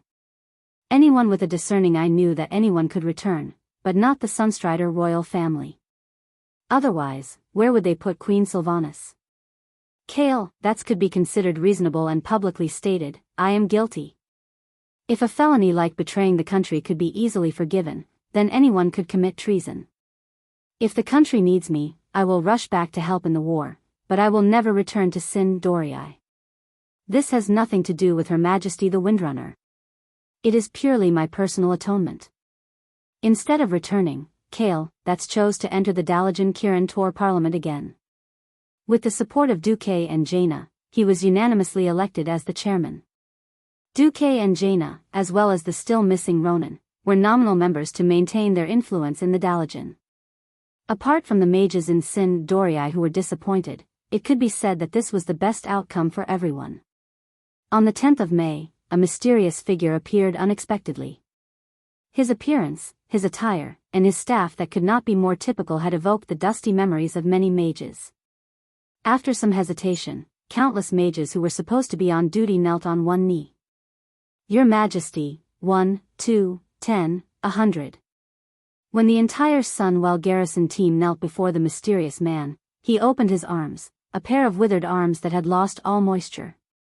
When his hood was blown off by the wind, a wrinkled face was revealed, as well as a pair of soul flames that came from the netherworld that replaced his eyes. That's right. He was the former Sun King, Anastrian Sunstrider. My subjects. I, Anastrian, have returned. The Sun King roared into the sky. What responded to him was a tsunami of cheers. Long live our king! After appeasing the Blood Elves, no, the High Elves, who had pledged their loyalty to him again, the Sun King came to a secret chamber, and bowed to the two mysterious men who were wrapped in cloaks. My lords, do you see that? My subjects are still loyal, the Sunwell is still under my control. Now, will the army accept my conditions? Ha ha ha. It was a crisp and charming laugh. If the Sun King was not a forgotten person like a salted fish, perhaps even if he was still an old man thousands of years old, his heart would still be moved. The two mysterious men took off their hoods. They were the Eridar twins. The high-grade warlock Alisas smiled charmingly. Sir Kill, Jaden will not forget your contributions. Queen Sailoras continued, he will never be stingy with rewards for those who are loyal to the army. As long as Sir Kill, Jaden successfully descends with the power of the Sunwell. He can promise on behalf of the army that Azeroth will not be completely destroyed. After getting what the army wants, you will be the king of Azeroth. If there are no problems, then let's sign this soul contract in triplicate. One for you, one for us to take back to the Twisting Nether for archiving, and one for Sir Kill, Jaden. Sign it, and you will be a member of the glorious Burning Legion. Sir Kill, Jaden promises to give you the treatment of a mid-tier Void Lord. The Gemini's voice was full of temptation. Most importantly, it was still the will of the Sun King. He hesitated for a moment, then gritted his teeth and signed it. A few big, flamboyant words were left on the 3 soul contracts, which also symbolized the fall of his soul. He could clearly feel that as he signed his name, a part of his soul was forcibly separated and flew to the distant void, becoming Kill, Jaden's biggest bargaining chip to control him. This was the price. Anastrian's betrayal was both accidental and inevitable. It was very different from the Forsaken in history. Originally, Queen Sylvanas was the leader in history, and she even turned Lordaeron into the Undercity. In the entire Lordaeron continent, apart from Gilneas and the Eagle Nest Mountain, there were no standard alliance countries. Because of Google's instigation and the escalation of various conflicts, the Alliance and the Horde worked together more because of the situation, and not as closely as they were in this life. In the continuous local and large-scale conflicts, the Forsaken, who were originally at odds with the Alliance, were able to kill a large number of humans and obtain soldiers to replenish their numbers. The Forsaken in this life were miserable. After the Sun King refused to accept the control of the Lich King and became independent, Lordaeron was quickly destroyed by the Alliance army gathered by Duque. The Undercity was destroyed before it was officially established. It was chased across the sea miserably and hid in Winterspring. Winterspring was not a good place either. There were a large number of blue Dragonians there, as well as the two-headed Chimeras, who were all extremely ferocious fellows. It was not easy for them to seek refuge with the Horde, and they originally wanted to use the banner of the Horde to check and balance the alliance. Who knew that under Duque's suppression, the Horde was basically in existence like a lackey? And Sal saw him and his Silvermoon Council as more of a thug. The most annoying thing was that the resurrected Orgrim, who he used as a stepping stone to seek refuge with the Horde, was basically a mountain of his own among the Forsaken. He pulled away all the Death Knights and warriors of Orc origin, and they were more closely united around the Orcs instead of listening to him, the king of the Forsaken. The Horde signed an alliance with the Alliance, and the Forsaken could not find soldiers to replenish themselves. The corpses of the Alliance soldiers could not be converted, and no one in the tribe except for the Orcs cared about him, the Sun King. Even if the Orcs became Death Knights or warriors, they still did not listen to him. In fact, the entire Forsaken tribe was really driven to a dead end. After fighting Silithus, they fought the Outland. Apart from getting a bunch of equipment that was not too superb, the loss of manpower was the most painful thing for the Sun King. The Silvermoon Council, which had been a Forsaken with him, was now only a name, and there were only 2 or 3 of them left. If the proud Sun King wanted to regain his strength and become an overlord, he really could not think of a good way. In desperation, he thought of the Burning Legion.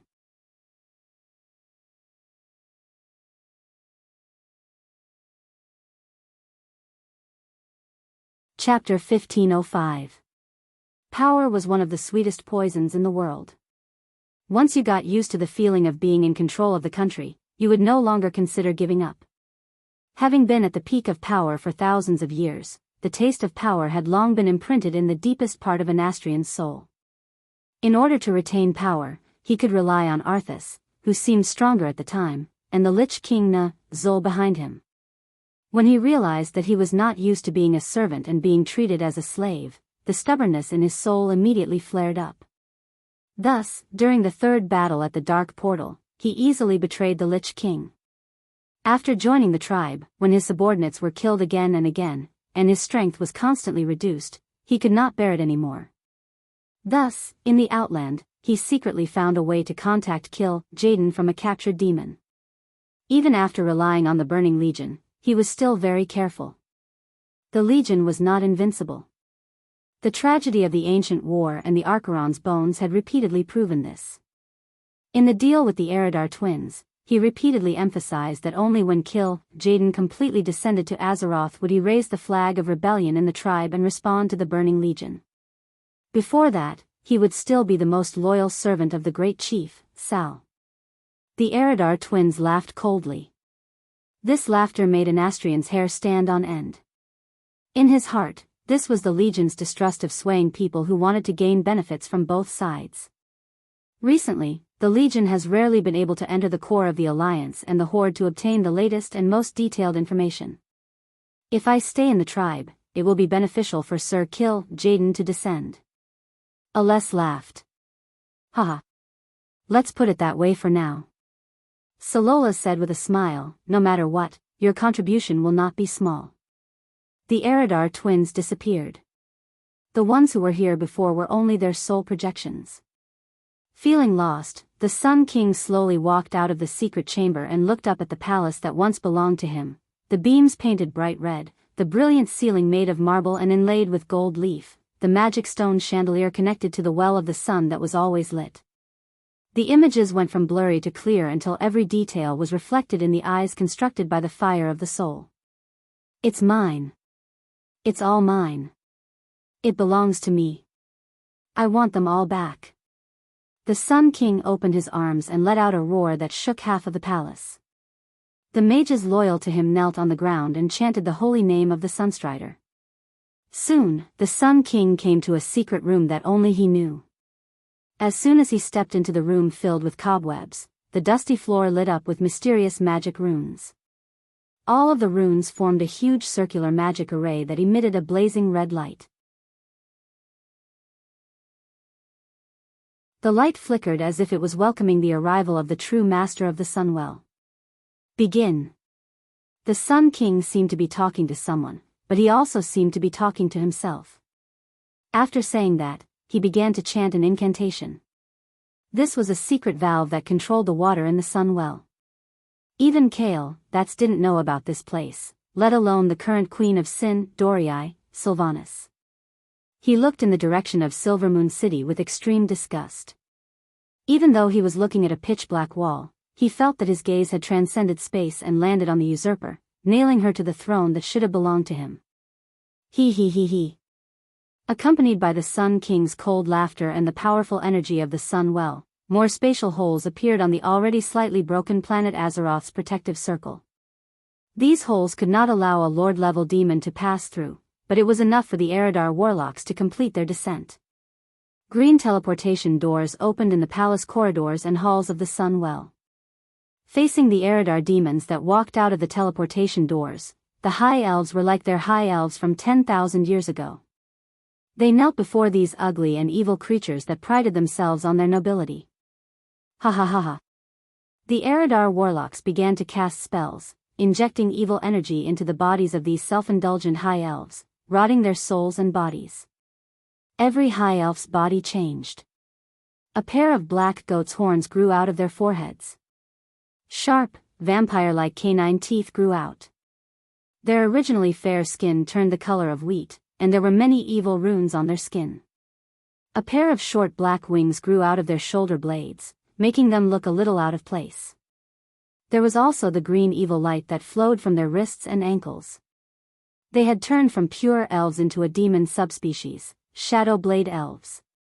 But they did not regret it, because they felt an unprecedented surge of magic flowing in their bodies.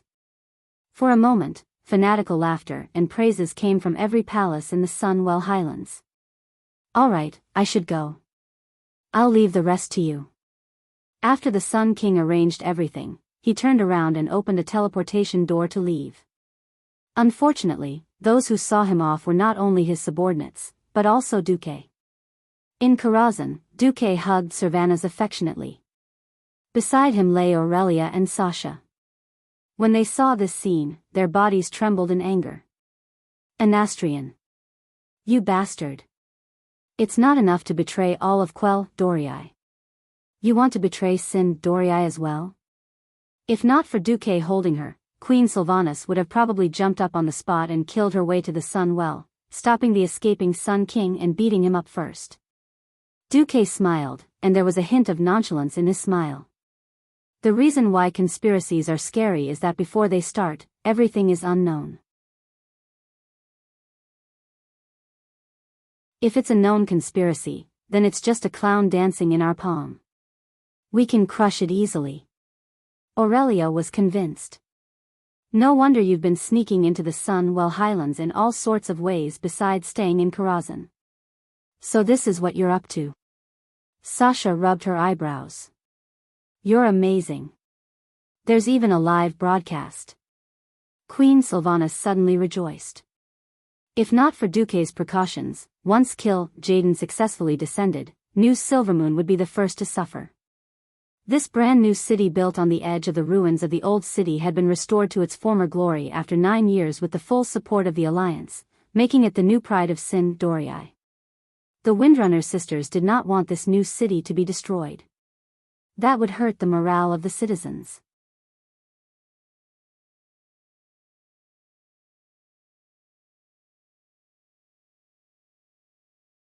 Chapter 1506. Queen Sylvanas kissed Duque, then said in a serious tone, We're waiting for Jaden to descend halfway, then we'll stop him. After dealing with Jaden, we'll go and kill Anastrian as well?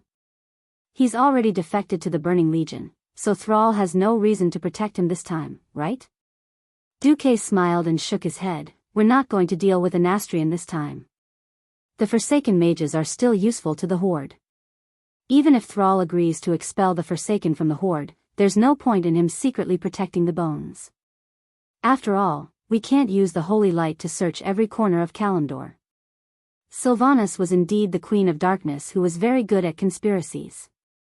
She immediately understood the crux of the matter.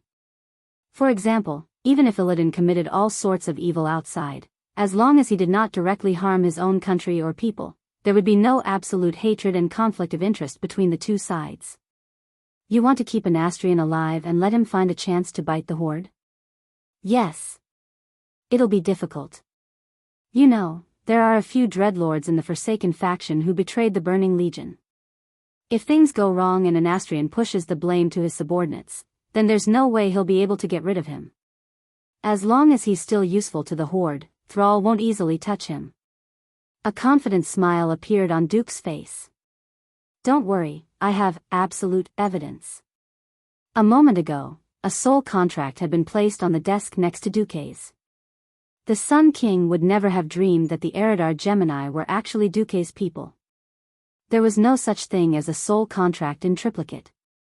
Kill Jaden only cared about receiving a soul contract and controlling the Sun King's soul fragment.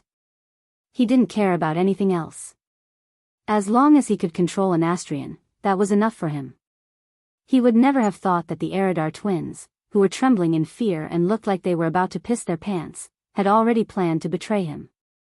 They had even purposely left an extra soul contract so that Duke could sell the Sun King for a good price in the future.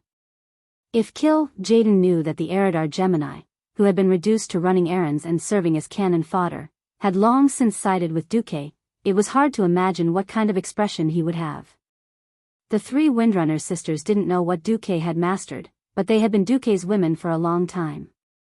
As long as Duke said that he had a certain someone, then it was a sure thing. Duke didn't say anything, so they didn't ask. They just waited for the show to happen. All right, now it's your turn. Duke gave Queen Sylvie a gentle hug. I know. Queen Sylvie's eyes gradually became sharp. When it came to the fate and future of her compatriots, she transformed into a decisive Queen of Darkness. A moment later, all the Alliance leaders received an urgent encrypted message from Queen Sylvanas in Silvery Moon City. It's an emergency. As Commander Marcus predicted, the Burning Legion has set their sights on the Sun Well. A quarter of an hour ago, a large number of Eridar warlocks infiltrated the Sun Well highlands and instigated the Sin Dorii mages, who thirsted for power, to rebel. Now, they have all become half-elf, half-demon monsters. What appeared in the magic projection was the newly born Shadow Blade Elves. Hiss. All the leaders gasped. Magni let out a long sigh. Duque, your prediction was indeed correct. No wonder you started making arrangements half a year ago. The Burning Legion making use of the Sun Well to cause trouble wasn't some monstrous prophecy. It could be said that this was something that all wise commanders could predict. The only difference was when and how large the scale. There were only two ways for the Burning Legion to invade Azeroth on a large scale. One was to forcefully kill the greatly strengthened Pentashade dragons in the Void battlefield against the powerful planet's anti-Titan magic formation. The other was to find a way to borrow the powerful energy of Azeroth to forcefully tear apart the protective magic formation and allow the commander-level demons to descend. The Burning Legion had spent more than 10,000 years proving that the first method wouldn't work. As long as 3 or more of the Pentashade dragons were still alive, they couldn't even think about it. The second method was to use the Well of Eternity during the ancient war 10,000 years ago. Back then, the Well of Eternity was so powerful that it almost transported Sardras in his complete form over. In the 15 years at the Dark Portal, the Dalajan, who had gathered a large amount of magic, had played this role. Unfortunately, the Dalajan didn't have a large source of magic. After using up the magic that had been accumulated for thousands of years, the Dalajan didn't have enough magic for Kill Jaden to descend. Therefore, there were only two choices left, either the Dark Portal or the new Well of the Sun. Compared to the Dark Portal, which was heavily guarded by the Alliance, the Well of the Sun, which had been put on hold and banned due to the loss of power in the magic faction, was easier to deal with. Unfortunately, Kill Jaden's seemingly perfect plot was destined to be futile. Duque winked at the leaders. All right, leaders who agree to carry out the Normandy invasion, please raise your hand. The result was, of course, unanimous. Imriel looked at Duque with misty eyes. She didn't know what the Normandy invasion was. She only knew that after Sardras and Archimonde, the last leader of the Burning Legion was about to be toyed to death by Duque. She really couldn't describe how she felt. Would Kill Jaden, who had hunted down the Dreenii for 25,000 years, who was known for his cunning and treacherous ways, who made all intelligent beings in the universe tremble and cry in fear, really fall for a trap so easily? If it was someone else, she would definitely scoff at it. However, when she personally climbed the highest peak of Mount Shanger under Tyron's lead and admired Archimonde's huge remains, only bones were left. When she saw the small wound on his spine, she felt an unprecedented admiration for Duque. It was admiration for the person who saved her people, and also the hero who killed the Driniai's enemy. Even if her rationality kept telling her not to have too much hope for the demon commander, her budding heart always hoped for the success of Duque's operation this time. As Imriel waited anxiously, it had been almost a month since the birth of the Shadowblade elves. During this period, the mages who were spies reported that everything was fine in their daily reports. On the other hand, Servanas, the Azeroth Academy Award winner of the Best Actress Award, wanted nothing more than to hang these scumbags to death, but she still pretended to be in the dark. She even found an excuse to reduce the benefits of the mages. However, this actually made the mages faction feel more at ease. It was now the 5th of June. Suddenly, on this day, the entire Isle of Quell Donas shook violently.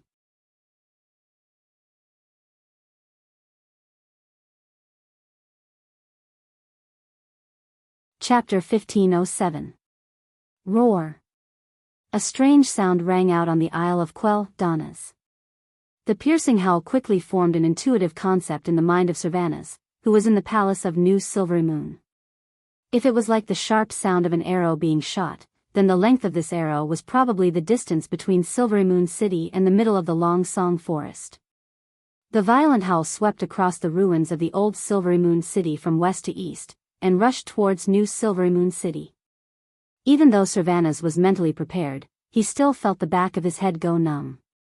He instinctively pulled Lilith forward, and the two of them rolled behind the sturdy desk. This was her desk, and it was also a piece of armor made by Duque, with strong magic resistance. Almost as soon as the sonic boom rang out, the magic circle of this large armor was activated. Silvery Moon City's magic shield was activated along with it. The ignorant people looked at the sudden appearance of a bluish-purple magic shield in the sky above their city, and were at a loss of what to do. A second later, the terrifying sonic boom swept through the western wall of Silvery Moon City, and all the windows on the high walls. The magic shield could block direct attacks, even airwaves, but it could not stop the transmission of sound. The Blood Elves only heard a hum, and the sound seemed to be forced into their brains, causing their eardrums to swell. It was like the humming caused by the imbalance of internal and external air pressure. Even after a few seconds, everyone could still feel the continuous humming in their heads, and it took a long time for them to recover their hearing. The brand new city wall let out a wailing sound, and dust fell in the rustling sound. Although the activation of the magic circle had avoided the direct hit of the sound wave, every window on all the towers above the city wall was creaking. This scene was like the end of the world. On the coast of New Silvery Moon City near the North Sea, a guard on a sentry tower immediately noticed that something was wrong. "Look, what's that?" He pointed to the west. On the Isle of Quell Donas. It set off clouds of horrifying green mist. As the green fog that symbolized the dark powers dissipated, a monster that was at least 4 or 5 stories tall appeared from within the city wall of the Sunwell Heights. He twisted his head that seemed to have no neck and looked around slowly. It stood on the high ground, and the leaves around it had begun to wither. The layered canopy was like some kind of ornament on its waist, and this behemoth-like monster seemed to have grown out of the highlands of the Sunwell, like a hill on the highlands. This was simply too terrifying. Alarm. Ring the alarm. Let's see if the magical communication is still working. Contact Silvermoon City immediately and inform Her Majesty the Queen. You split into 3 groups and ride chocobos back to Silvery Moon City to report. Coincidentally, one of the powerhouses of Silvermoon City, Haduran Brightwing, had just arrived while patrolling the city's defenses. At first, he did not understand why the Queen had secretly emphasized that he should stay in Silvery Moon City and not patrol Long Song Forest. Now he seemed to understand something. The Elven Rangers had always been pragmatic, and compared to the mage faction that emphasized elegance and composure, the Rangers were more capable. It took only 5 minutes from the discovery of a terrifying monster that looked like the Lord of the Abyss to the Queen's throne. Logically speaking, such a big thing would take at least a few hours to be reported to the Queen. Originally, Queen Sylvanas wanted to be the Queen of Shadows, but this was her kingdom, and she was surrounded by her compatriots and people. This time, there was no need to act. Queen Sylvanas directly activated the highest level of magical communication in the Alliance. Emergency report. Traces of the Lord of the Abyss have been found on the Isle of Quell, Donnas in the Kingdom of Sin, Dorii. Since that is where the Sunwell is, I highly suspect that the Burning Legion will use the Sunwell to invade Azeroth. Requesting emergency assistance from the Alliance. This magical communication, to outsiders, was like poking a hornet's nest. For a moment, the Alliance was in an uproar, and the Horde was shocked. Still in his pajamas, the drama queen Duque made the decision on the spot for the Alliance to enter the highest state of war. In less than 5 minutes, the highest level of red alert sounded in all the main cities and strongholds of the Alliance. Woo woo woo, the ear-piercing alarm echoed in the ears of 90% of the Alliance's soldiers and civilians. The next moment, all the magical communication mirrors set up in the main cities and large villages switched to Sally Whitemane, who had recently taken on a part-time job as a broadcaster. Whether it was the mirror or the magic broadcasting system, Sally's crisp and sonorous voice rang out. This is a red alert announcement. 20 minutes ago, a large-scale invasion of the Burning Legion was discovered on the Isle of Quell, Donnas in the Kingdom of Sin, Dorii. Queen Sylvanas Windrunner has requested emergency assistance from the Alliance. Now, all Alliance soldiers immediately cancel their leave and report to the nearest command post. All militias immediately gather at the various military camps. After Duque came to power, he had always emphasized emergency response. Before the first year of the Dark Portal, according to this logistic system that was close to the European Middle Ages, it was already a miracle to be able to mobilize an army of 50,000 people in a month. Now, the Alliance could mobilize an army of 1 million in 5 days. In the East Valley lumberyard in the Elven Forest, hearing the alarm, an old man decisively cut the rope on his carriage. Logs immediately rolled to the side of the road. The reason he did this was because he saw a few disheveled Alliance soldiers carrying their equipment and running in the direction of the town. With one look, he could tell that they were soldiers on leave. There's no time to explain, get on the carriage. The uncle patted the side of his carriage. Thank you, Uncle Doolittle. No need to thank me. You are also protecting our world. In the steam train stations of various sizes, after hearing the alarm, the workers immediately stopped loading the goods. They pushed boxes of goods that had nothing to do with military supplies off the carriage and threw them to the side of the railway. Hurry, hurry. Carriage 1 to 6, load all of them with wheat. Carriage 7 to 12 for the assembled soldiers.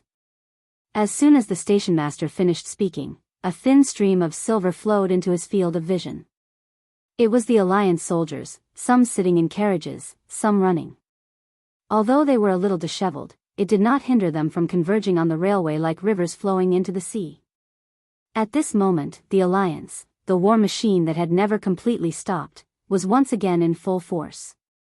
Woo woo woo, hearing the alarm, from Stormwind City to the Iron Furnace Fort, to the South Sea City-State, to New Lordaeron, to Kultiras, diesel tanks that had been well repaired lifted the canvas covering them. With ear-piercing roars, they drove out of the warehouse built in the cave. The warships that had long been filled with ammunition and fuel whistled, calling the sailors who quickly ran to the ship. You're tuning in to the Biyao's Wuxia Chronicles YouTube channel. Don't forget to subscribe and join us on this journey to catch the most captivating stories.